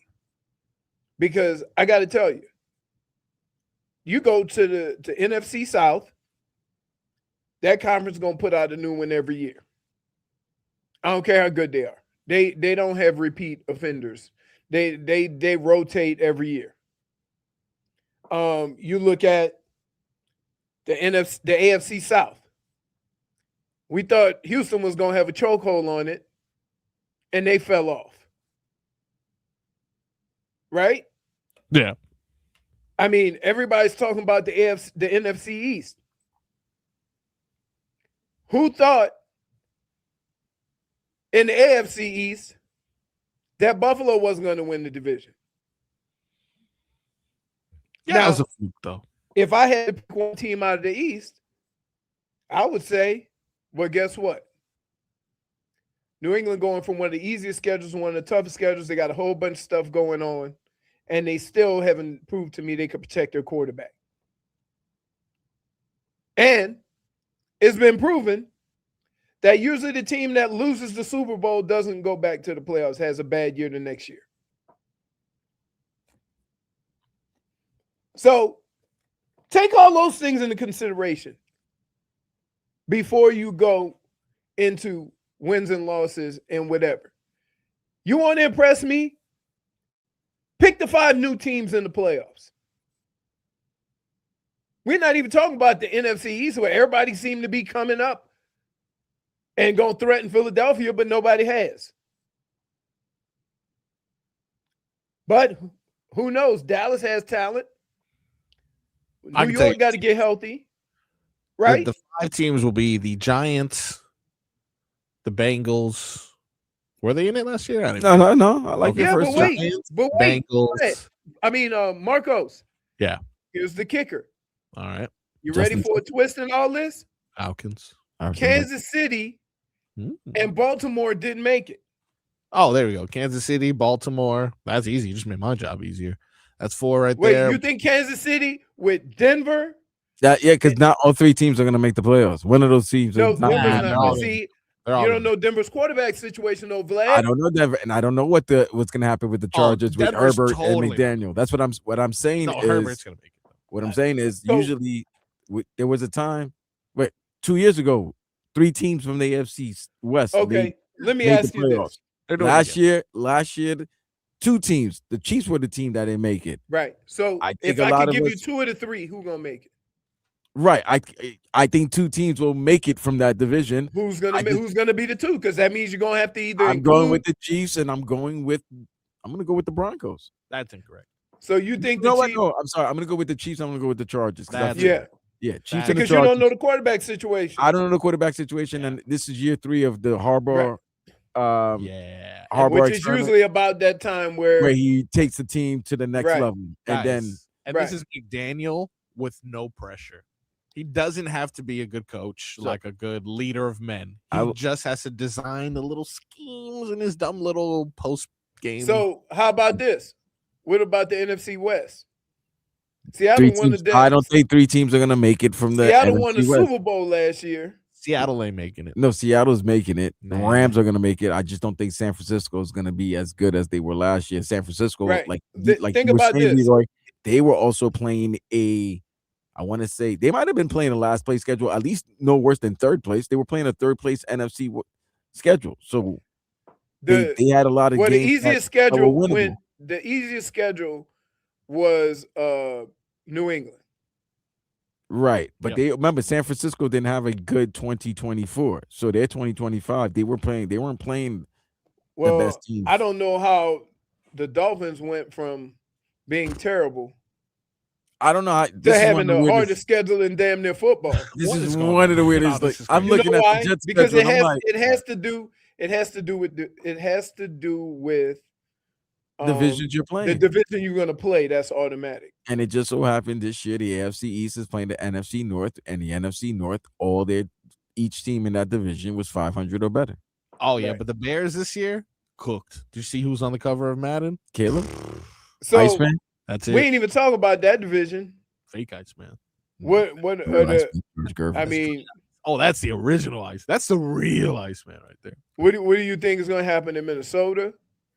You got Green Bay, and you got Chicago. I think those 3 teams look pretty even because nobody's made a. Huh? You're not showing love to Detroit? No love to Detroit. And I forgot about Detroit. Didn't even think about Detroit. Is that the hardest? That's the hardest division in football. Yeah, for sure. Yes, I think that might be the division that's going to have 3 teams. I'll say it right now. I know it's going to hurt Trevor. I don't think the Eagles are making the playoffs this year. So that's one of your teams. But you see what I'm saying? You see how this goes? Instead of trying to figure out records, why don't you figure out? Now, here's why I would argue that point is from this point. Sometimes the way you play football and the style of football you play means that you're always going to be there. And the physicality in which the Eagles play with, running the football and doing the things they do on defense, you're always going to contend. Whether it gets you over the hump and you need that, weapon outside or something like that to get over the hump, that's when everybody gets in these, fire the coach, get rid of the quarterback. I understand that, but I also see the teams in their division are getting better while they're not. Yeah, but we're assuming they're getting better. Like Cowboys. We say this every year about the Cowboys. I don't like the Cowboys. I never have faith in the Cowboys. You know what? I think because the team is run by Jerry Jones, and Jerry Jones is the owner, Dak Prescott gets a bad rap. You know what I mean? He's handled himself like a consummate professional. He's taken the heat for a lot of decisions that coaches and the decision makers make because he's the only mouthpiece for that team. But yeah, I like Dak, I don't know how much are the Giants gonna, contend in the division when we don't even know how healthy they are. Even though I did see neighbors who had to have a second surgery, limping on a base pass at a celebrity softball game, and Scatterboo doing backflips. Yeah, I did see that. Now, we will talk more football on the Tobin and Leroy show, but not before we give out our game balls and game bums from the weekend that was. Stay tuned right here to the Tobin and Leroy show.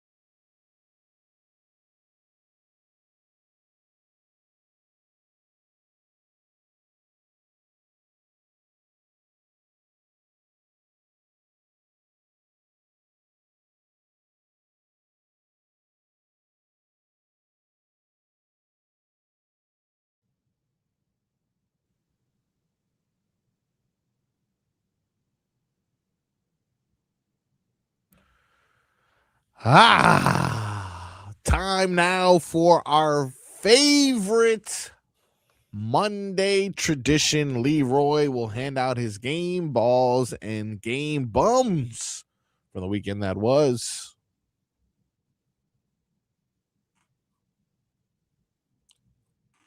You ready? I don't hear no music. Oh, that could be that why. Sorry. Why.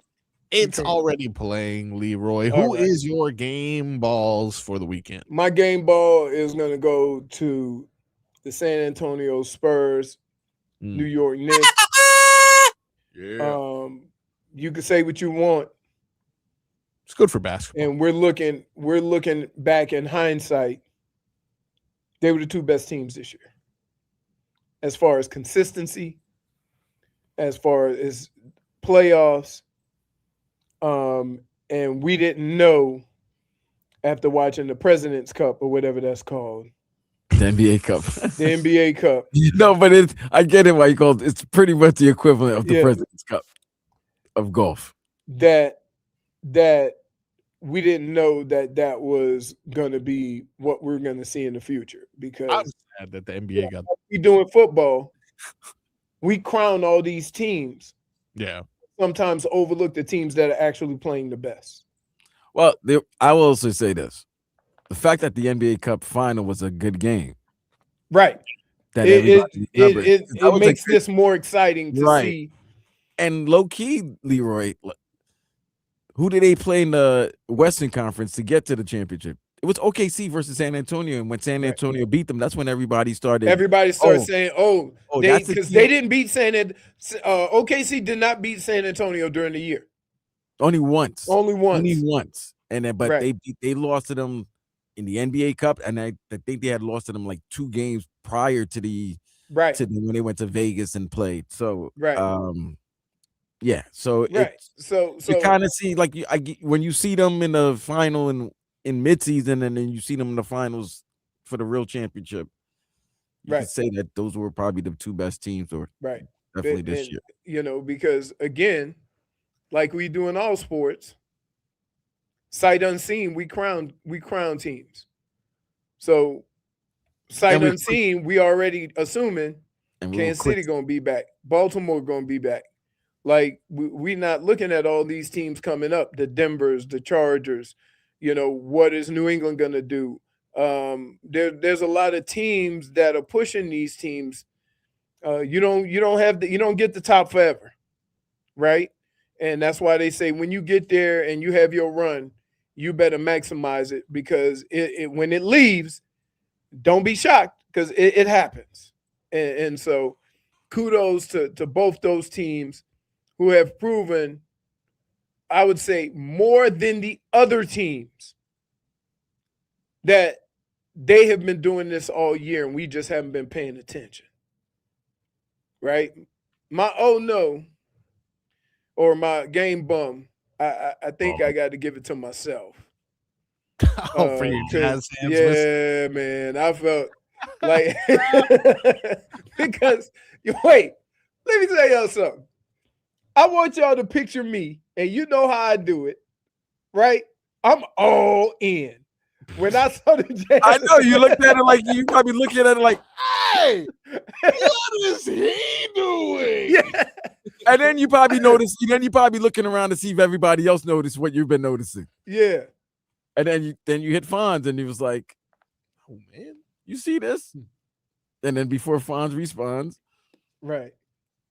Because my wife was already. Big Spoon is like just looking at you. She was already looking at me. Give me the disgust looks. The disgust. Oh. Hey, everyone, look how ridiculous this guy is, huh? No, that's not what I did. Shaking her head, just like. I just like, Fonz, what's up with jazz hands? He doing the thing, huh? Hey, time out. Hold on. I'm sorry. Big Spoons had to. That's twice, Leroy. This is the second story where I can understand Big Spoon looking at you with just like a look of disgust. You making fun of jazz hands, is that worse than you not knowing what kind of treat you were eating? Well, let me tell you. Because No, I was hungry, right? Hey, I needed something to nibble on. Because you have to understand how I went hard on her too. I'm like, how you gonna bring some treats in the house? Supposed to be a nutter butter, and it ain't even sweet. It's a dog biscuit, you idiot. You don't see the picture you don't see the picture of Zeus on the cover? You don't see the the lab shape on of there. the I didn't even see the dog. I saw nutter butter. You thought the dog was the mascot. Oh my God. So listen, there are times where you got to take the 0.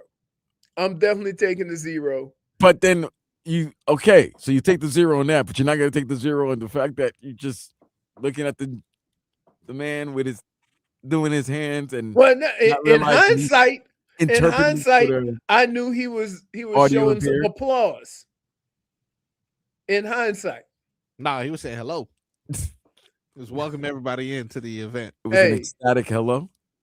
If somebody was talking, I would have noticed. But nobody was talking. Everybody was just cheering. Really, he was just trying to show Chet Holmgren what he needs to be doing on the defensive side. Chet. Now, it would have been funny if I say, look, Chet Holmgren played defense. Right? Like, it would have, but no. So, look, I take 0. Look, I'm willing to accept the fact that I was off. Right? I still blame, listen, you know how I like snacks. How you gonna take blame for the loss, but I still blame? No, that was I'm saying I blame Big Spoon. I blame Big Spoon for the snack situation because you don't put things that look like Nutter Butters in the same area with the treats because you know that I'm hosing them down. But Leroy, you should look at what you're about to eat. I did. Look at the package. I did. I said, ooh, Nutter Butter. I ain't had one of these in a minute. Did you go ooh or did you bark go roof? I said, ooh, I ain't had a Nutter Butter in a minute. I ain't a fan of peanuts, but I could go for a snack. I ain't a fan of peanut butter, but I could go for a snack right now. And then I just went on. All right, we're going to take a break, and when we come back, we got the final hour of Tobin and Leroy right here on 104.3 WQAM.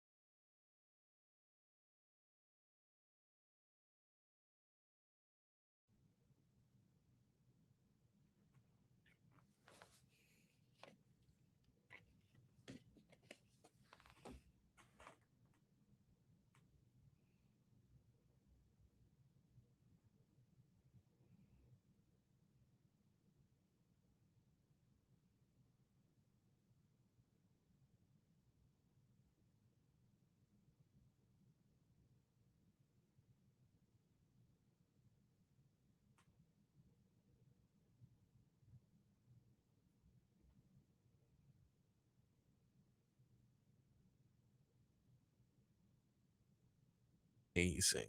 You guys started things off correctly. And if you guys are looking to continue things correctly, Hockman and Crowder next. After that, we got some Marlins baseball. So we got it all happening for us here on 104.3 WQAM. Now let's go ahead and get you some headlines that are brought to you by Doral Kia. You always pay less with your Pricito at Doral Kia. Visit them at Doralkia, doralkia.com. NBA Finals set.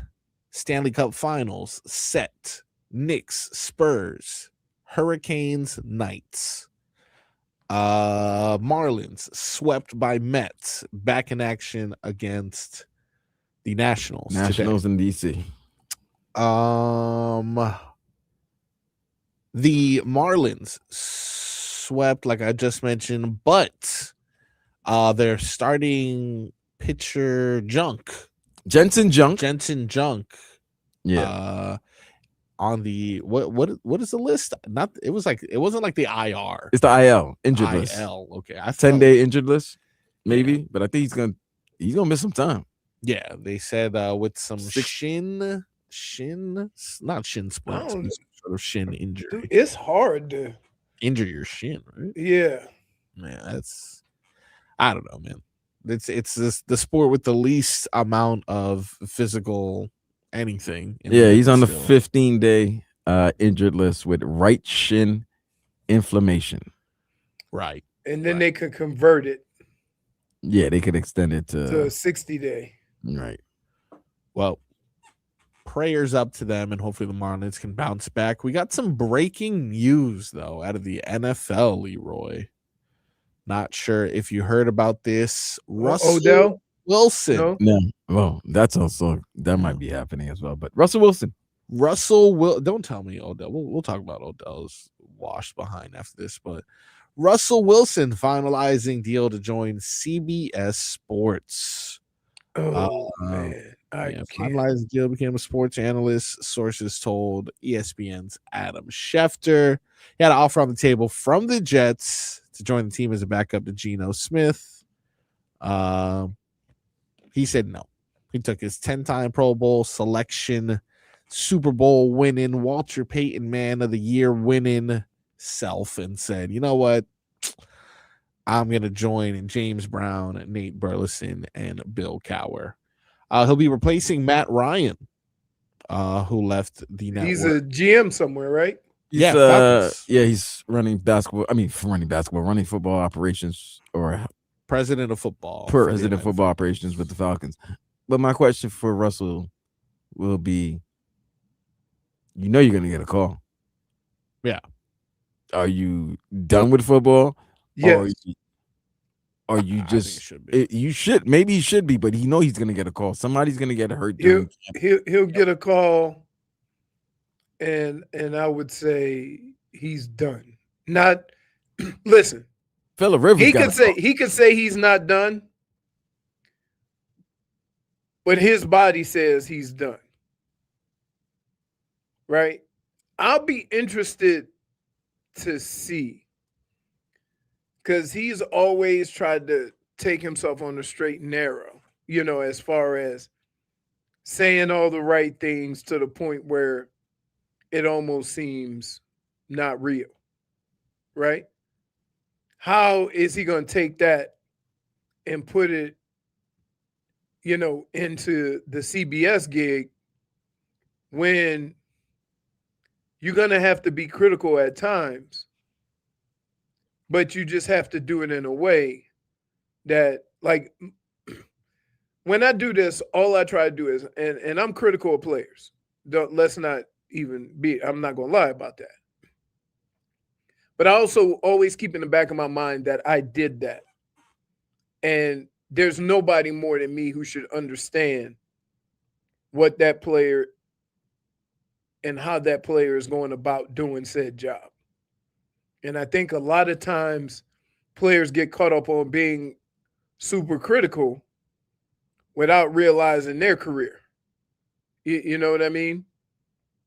Like, I wasn't the best running back in the league to ever do it. So when I comment on running backs, I do it in a way that can be critical, but also understanding the difficulties of playing that position. A lot of people say, "Oh, that's not." No, that's the reality of it. Yeah, as a former and future athlete, I totally get you, Leroy. Wait, huh? How you can be a former and future athlete? I took a break, just like OBJ did, because we can do that now, apparently. Now, I'll say this. The thing about the injury that he had, that Father Time is catching up to him. Yes, but the fact that he's had all this time off, I mean, to kind of get 100%, he might be to a level where he can do something, right? Yeah, he totally could do something. He could sell tickets for the Giants, which is what they want. He could give a good speech pregame. You know, he can see a good young boy and be like, "Hey, you should maybe do this." Like, one of them youngins that are coming into the league. Like Malik Neighbors. Like, no, Malik Neighbors ain't. I mean, he can't even run right now. But you got to be careful about that, though. Why? People snap back. What do you mean? You know what I mean? Like, you can't. You got to watch how you criticize. Oh, you talk about Malik Neighbors specifically. Yeah, no, you can't just go at him. Like, you have to be respectful in a way that you appreciate his. What he's doing. I got nothing against Malik Neighbors. I got everything against Odell Beckham Jr. Completely robbed us here. I told you. Completely robbed us. Told you guys, but no, you got money. Completely robbed us. Who wanted him? Huh? You did. What? No way. Never wanted him. Another person who is signing to the Giants roster, Braxton Berrios. He signs a Giants contract for 1 year. Quick little 1 year deal. And you know what's crazy about that? He is the all-time receiver in Miami history. Yes, and he's struggling to find. No, it was Xavier Restrepo. Yeah, Restrepo. Restrepo. But aren't they really like the same person? No, they're not. They're the same person. I'm just saying. No, it's like Julian Edelman, Wes Welker. Nah, because Berrios, his game out off the field is phenomenal. Oh, okay, that's what we're talking about. His game off the field, he's not no special teamer. Nope, he's an all-pro. Absolutely. Isn't that crazy though? It's always the ones that are like never crazy good on the field. I mean, he's great. I love Braxton Berrios. I'm not talking about him specifically, but like sometimes it's like you see these beautiful sought out women, and they're always with like a basketball player, and you're like, oh, I can't wait to find out who it is because I'll know this person. It'll give me an opportunity to bond with my wife as she discusses this relationship I don't care about. And then it ends up being like Jamal McGlure Jr. And you're like, who does he even? Is this guy even in the league? What is going on? Yeah. But where's Restrepo now? Isn't he in Tennessee? I don't know if he made the team. He was unsigned, and then they ended up bringing him up from practice squad. Right. But I'm not sure. What about Berrios? He's currently Berrios just signed with the Giants, and Restrepo is still currently a member of the Titans, which is like they don't necessarily have the craziest room. So if there's anywhere he'd be able to make it, Tennessee's a good spot. I mean, Miami would be a good spot too because we also don't have a lush. Yeah, but here's the problem with Miami: you don't need no doggone possession receivers. If you're gonna sign a guy, you need a guy who's gonna, at least have some speed or something like that. Well, if you are gonna sign a guy, today would be the day to do it. As Miami Dolphins 21 million came up on 21 million in cap space, which is extremely beneficial for them, seeing as they were in the bottom 2 or 3 over the last couple seasons in regards to cap space. They now rocket their way to 16th, which is right in the middle, which I've never been happier to be right in the middle based off of what we've experienced recently. So we will keep an eye out to see what moves they make with that extra money.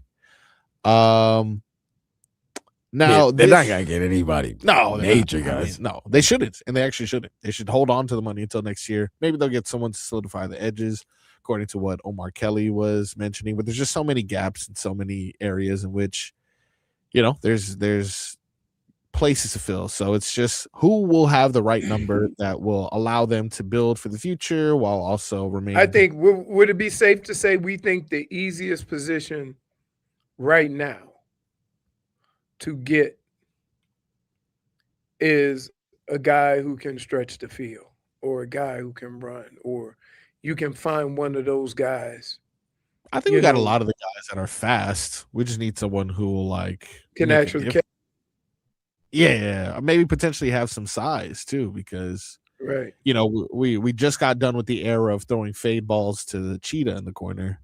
If there's a chance we can get a guy over 6 feet, that'd be great. Right.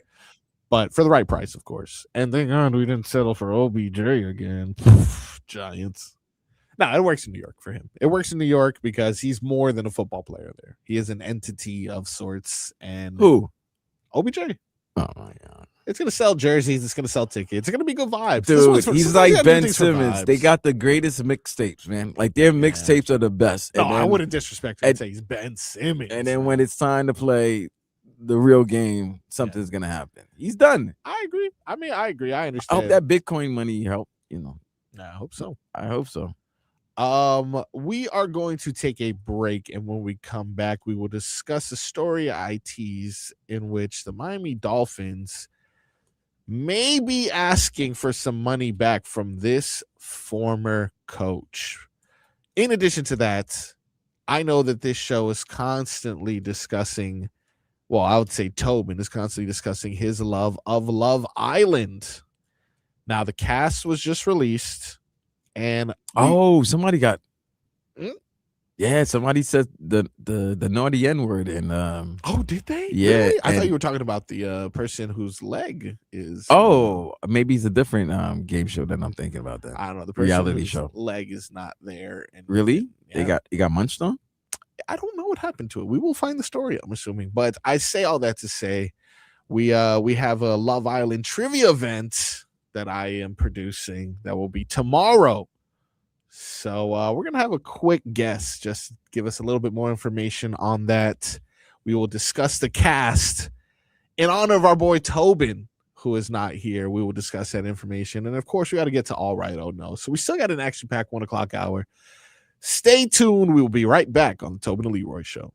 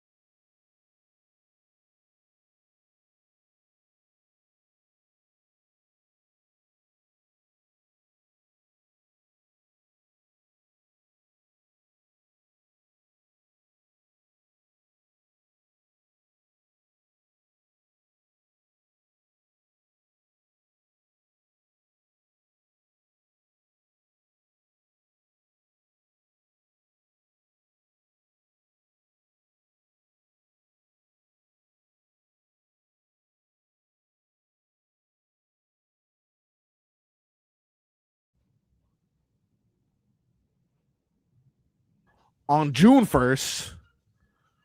I'm surprised I haven't heard any. It's the first of the month. No, wake up. I'm gonna tell you, somebody that woke up. Who? Tell me. You told me there was a trade in the NFL. Big NFL trade. Big trade announced. Oh my goodness! You didn't see this, Leroy? I thought that you might have seen this already. I thought they might have been calling you. Uh-oh. Adam Schefter is reporting. All right. The Browns are finalizing a trade. Uh-oh. That will send 2-time Defensive Player of the Year, Myles Garrett, to the Los Angeles Rams. What? In exchange for Garrett, the Rams are expected to send, wow, this is big, Pro Bowl edge Jared Verse from Florida State. What? A 2027 first-round pick and other draft pick compensation still being negotiated to the Browns. What? First of all, crazy trade. Second of all, do you think the Rams are all in? Oh yeah, no. They going. Yo, you're talking about a general manager and an owner that's going all in and saying forget them picks and all of that. They've done it every year. Yeah. Wow. Yeah. Wow. That is shocking right there. That is shocking. A big He ain't got to play in the cold. Yeah. That is interesting because, all right, one could say Myles Garrett for Jared Verse is not necessarily like an equal trade, but they are both dominant presence on the defensive line, both pressure the quarterback really well. I would say Myles Garrett is better, but is he so much better? Yes. That you give out Jared Verse and a first pick? Yes. Who was Defensive Player of the Year last year? Some guy. Who owns the record for most sacks in a year? Okay. Hold on. So wait a minute. So you're telling me the Los Angeles Rams have the MVP and the Defensive Player of the Year on their team? Only 12 sacks over his first 2 seasons, Jared Verse. What the hell? I'm just saying that's a move. That's a move. That's a contending move. That is a move. That's a contending move versus a reset move. That's a good move for the Browns, though. I feel like that's a good move. Think about this. What the hell are you going to do with Myles? You want to put this in context? The Browns. Next year, the Browns, by making this trade, because you don't have to match contracts, they're going to have over $100 million in cap space. And you're going to have draft picks in what's supposed to be a loaded draft picks. NFL draft class. So think about this. Because that Deshaun Watson money gone,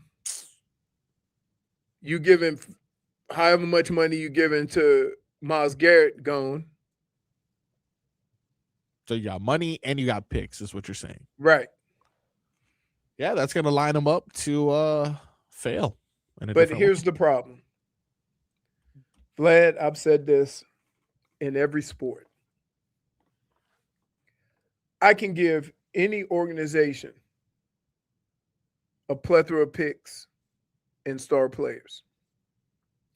What makes them a bad organization is the decisions they make while having that flexibility. And so bad teams aren't bad because they have bad players. Bad teams are bad because the organization makes bad decisions. So we will see what the Cleveland Browns do with all these assets and money. But it has been proven in the past that one of the reasons why they're in this spot is because the decisions that the organization has made when having such flexibility in their roster or in their money. And you can go through teams in every sport and say the same things, right? Don't look at the picks and whatever. You know, Chris Greer used to say F them picks.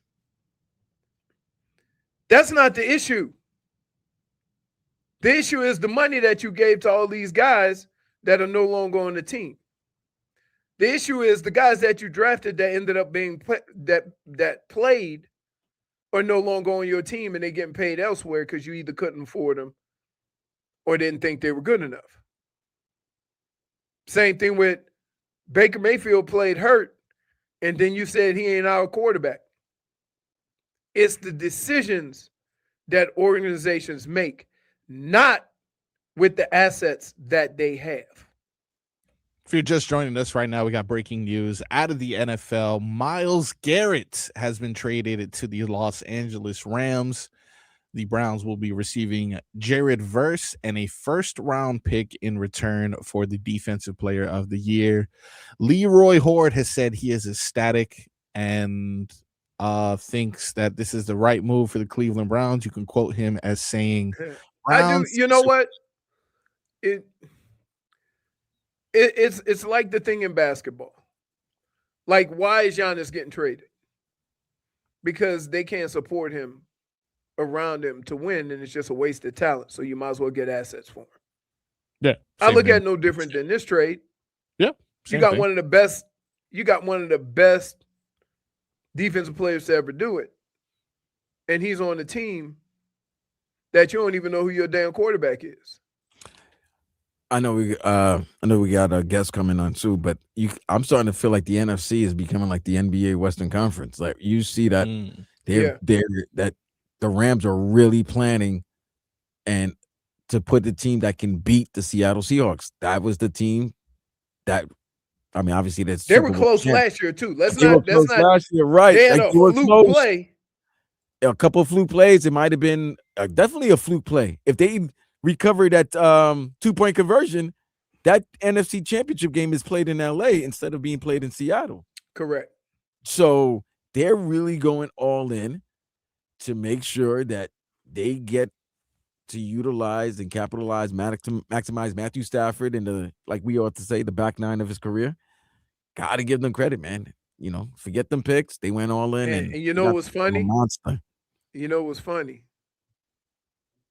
We just finished talking about the Rams on draft day, about the ridiculous quarterback move that they made to draft Ty Simpson. Now it's kind of now when you look at all the other moves and put them all together, you kind of have to give them the benefit of the doubt until it plays out, right? Breaking news, Aaron Donald has come out of retirement. Imagine that. That'd be crazy. That would be crazy. That'd be crazy. Oh, my God. Could you imagine playing Aaron Donald and Myles Garrett on the same D-line? I'm not going to hold you right now. Nah. How did Aaron Donald still looks in tremendous shape? For sure. Yes. He's still working out at a crazy level. Him and James Harrison, I don't understand. They don't. The only thing I would think is that he's probably this close to being in the Hall of Fame that he doesn't want to, if he enters, they have to wait another 5 years. Oh, I got that. He probably won't, but he could add a second ring right now with the roster that they have. Like, he could come in during the middle of the season, like, you know what? Let me help you guys out. Well, I'm shocked because they made it sound like it would never happen. But this is also the same owner that is getting ready to trade Giannis. So going through that and then seeing what's going on with the football team, how do you know he didn't just say, look, let's get out ahead of this, right? That's a good point. Because he's got two teams and he's got two game-altering players that are not going to be on those teams next year, right? So I don't know if one had anything to do with the other one, but it's weird when you have the same owner that owns both Milwaukee and the Browns look at that situation and say it's time for us to cut bait with our best player. Now, we continue to unpack this bombshell of a trade in the final segment. But before we do, speaking of bombshells, I had talked about this last segment, be doing a Love Island trivia. So sad that our boy Tobin won't be here to enjoy it, but it is a Love Island trivia and watch party tomorrow at Copper Blues. And they just released the cast a couple days ago. We'll have a chance to discuss that more. But we're going to be joined now by the host of our Love Island Trivia, Copper Blues. He is a local comedian. You can catch him on the Comedy Calendar. You can catch him at the Miami Improv and all local clubs where he is currently killing the mic. Sebastian Alvarez, Sebi the comedian, will be joining the show. Sebi is the host. He will be hosting it tomorrow. Again, that is Love Island Trivia. Vlad, is Sebi backstage? Let's see if we can get him on here so we can learn a little bit more about this event that we have tomorrow. If that is something that Tobin has convinced you to watch. Sebi, thank you for joining us, man. Thank you, guys. I'm really happy to be here. I'm actually the co-host. There's going to be a dual host. Grace Kelly, who is also a local comedian, will also be hosting with me on that show. It is going to be fantastic, and it is at Copper Blues in City Place, Doral, guys. If you haven't seen Love Island and you're a single person, you're a person that's in a couple, you have a group of friends that wants to go out and do something fun, this is definitely the night to come out and catch the show and do some trivia and have some fun. Now, the cast was just released. Let's take a quick look at this. Yes. Again, this makes me really sad that our boy Tobin isn't here to enjoy it. But it says there's an issue with your file. Try again. All right, I'm trying to load the here because there's a specific cast member that I am attempting to dance around, kind of showing just because I have my questions. I have my questions, of course, and that is this person all the way here. If you can bring this up for me, Vlad, I have a screenshot here all the way. If you're watching us on YouTube or Twitch, all the way on the left here. Now we have a lovely cast of beautiful looking people here. I can already see a couple who I definitely would make my move on for sure, but we do have some representation here with someone all the way on the left here with a prosthetic leg. What is the backstory from this person? I am interested. I need more information. Well, I mean, obviously, they're just being inclusive. Like, just because you have a prosthetic leg doesn't mean you can't find love. I mean, that's just come Marco. on. There you go. Hey, listen, she's beautiful too. She's absolutely beautiful. She also gets the best parking in the villa, so it helps. It works out.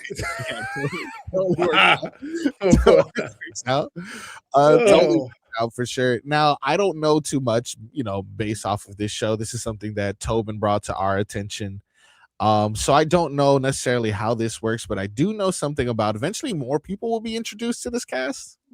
Yeah, so the way that it works, obviously, if let's say all these people find perfect matches and, there's an even number of guys and girls, so let's say they all get coupled up, there's no interest in the show. There's nothing fun. The fun in the show is drama and cheating and scandal. That is what they sell this show on, and that's what we as fans like to watch. So they bring in what we call bombshells, which are people who are outside of the villa, because it is like they're basically in like the NBA bubble. They're cut off from the outside world. They don't have phones. They don't have anything. So when these new people come in, sometimes it stirs the pot. They force them, people who are currently in couples, they force them to go on dates with these new people. So it's a real shakeup halfway through the season, Now, what are the chances of us seeing Mike Vrabel and you know what? Never mind. Let me not even.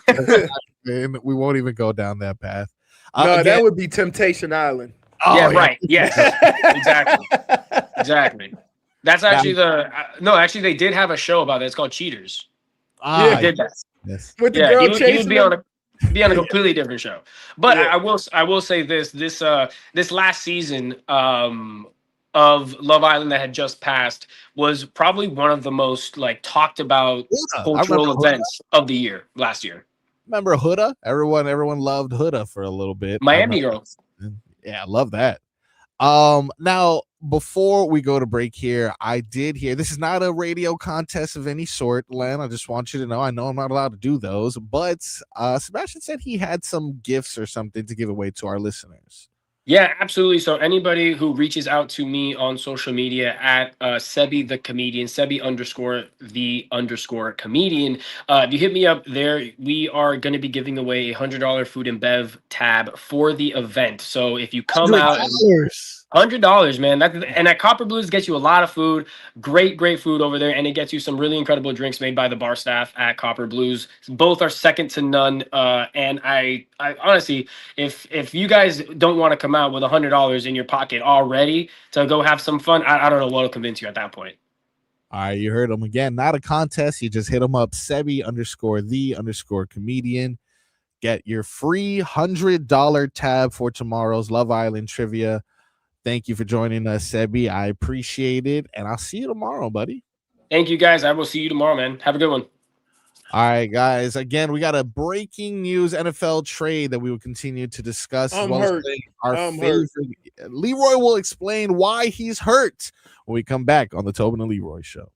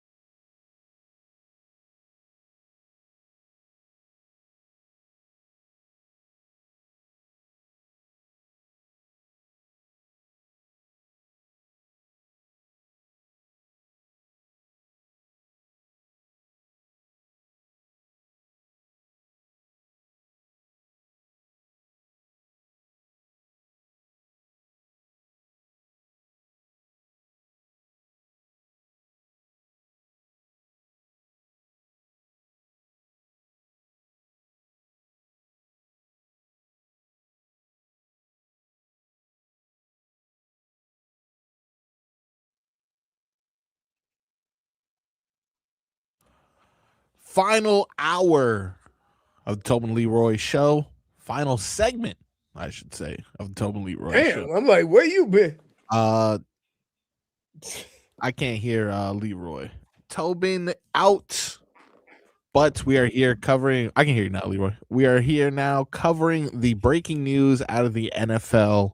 A trade. The Browns send Myles Garrett to the LA Rams. The Rams send back Jared Verse and a first round pick. Leroy, why are you hurt?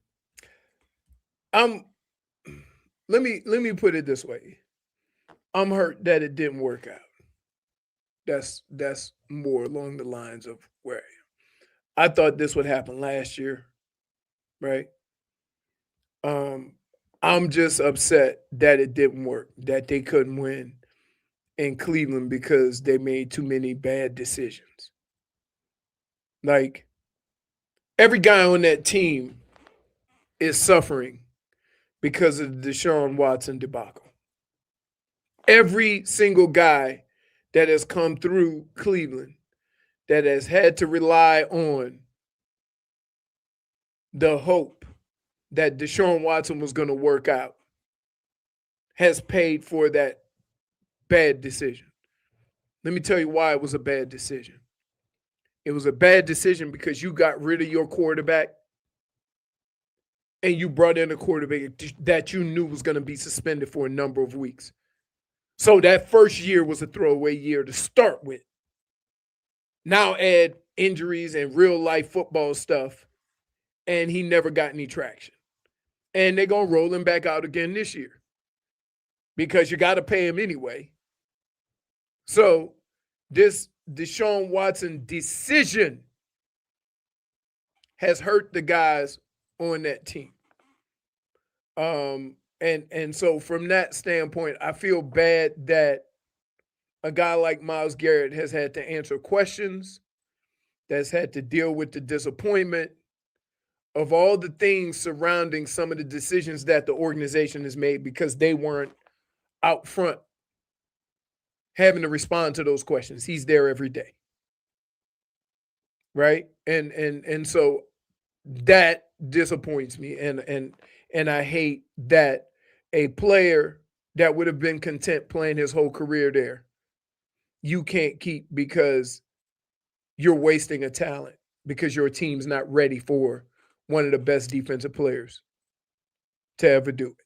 So that's why I'm happy for him because now I'm a root for Myles Garrett to get a championship because a level of talent like that deserves to be on a team where he can shine and it means something, right? Like everybody glad he broke the sack record or whatever. They were still a top 5 draft pick team. You see what I'm saying? Now, go get me 15 to 20 sacks on that Rams team. It's going to seem like he got 40 sacks. And so that's what I want. We're so quick to say people are looted and riot. If he do that with the Rams, hey, you know how hard it was for some people to give him the defensive player of the year on the Browns? You do that with the Rams, it's going to be over by the middle of the season. So I'm happy for him. I'm happy for him that now his talents or not, I'm not going to say they weren't appreciated in Cleveland. He was loved in Cleveland. I would say is not now the rest of the league is going to see that talent on a Sunday on a good team and go, wow, look, we didn't know, right? Because the only thing people know about Myles Garrett is the numbers because the team wasn't winning. When it's all said and done, if we can fast forward a couple seasons, who do you think won this trade? I would say everybody got exactly what they wanted. The Browns got younger and got some draft assets. Not everyone. What do you mean? Rams are happy. They got what they want. They got a 2-time defensive player of the year. Right, but the Browns got Browns got their talent. There's one person who's not happy about this. Who? Jared Verse is not happy. Jared Verse. No, he said who won. Yeah, he didn't win. You talking about teams? Didn't win. He didn't Jared win. Verse lost. He went from being 10, 11, 12, 13 wins to 5. He went from Los Angeles to Cleveland. Hey, let me tell you. Best player on his new team. Hey, what Myles Garrett going through, not the worst thing to happen to a career, right? Because I'm going to tell you like this. I went from the Browns, then I went to Baltimore, and then I went from there to Carolina. They were in the NFC Championship game that year. And then I went to Minnesota, and they were in the playoffs every year. So when I ended my career, I look back at my last 5 years in the league and go, how can a team that was 4 or 5 wins think I couldn't help them win? Yet teams that were consistently in the playoffs wanted me to help their team. And I was looking at it like, it ain't me. Right? It ain't me. That's the decision making that you're talking about, and we will continue to monitor this big decision again. Hockman and Crowder coming up next. I'm sure they'll be talking more about this trade and all the other breaking news around South Florida. If you want your daily dose of silly sauce, your boy will be in all week as Tobin is out. Oh, I thought you was talking about me. No, Leroy will be in all week. Vlad and Brittany will be holding down the production chair. I want to thank you guys for listening today. We'll turn it over to Hawk and Crowder, and we will join you guys tomorrow.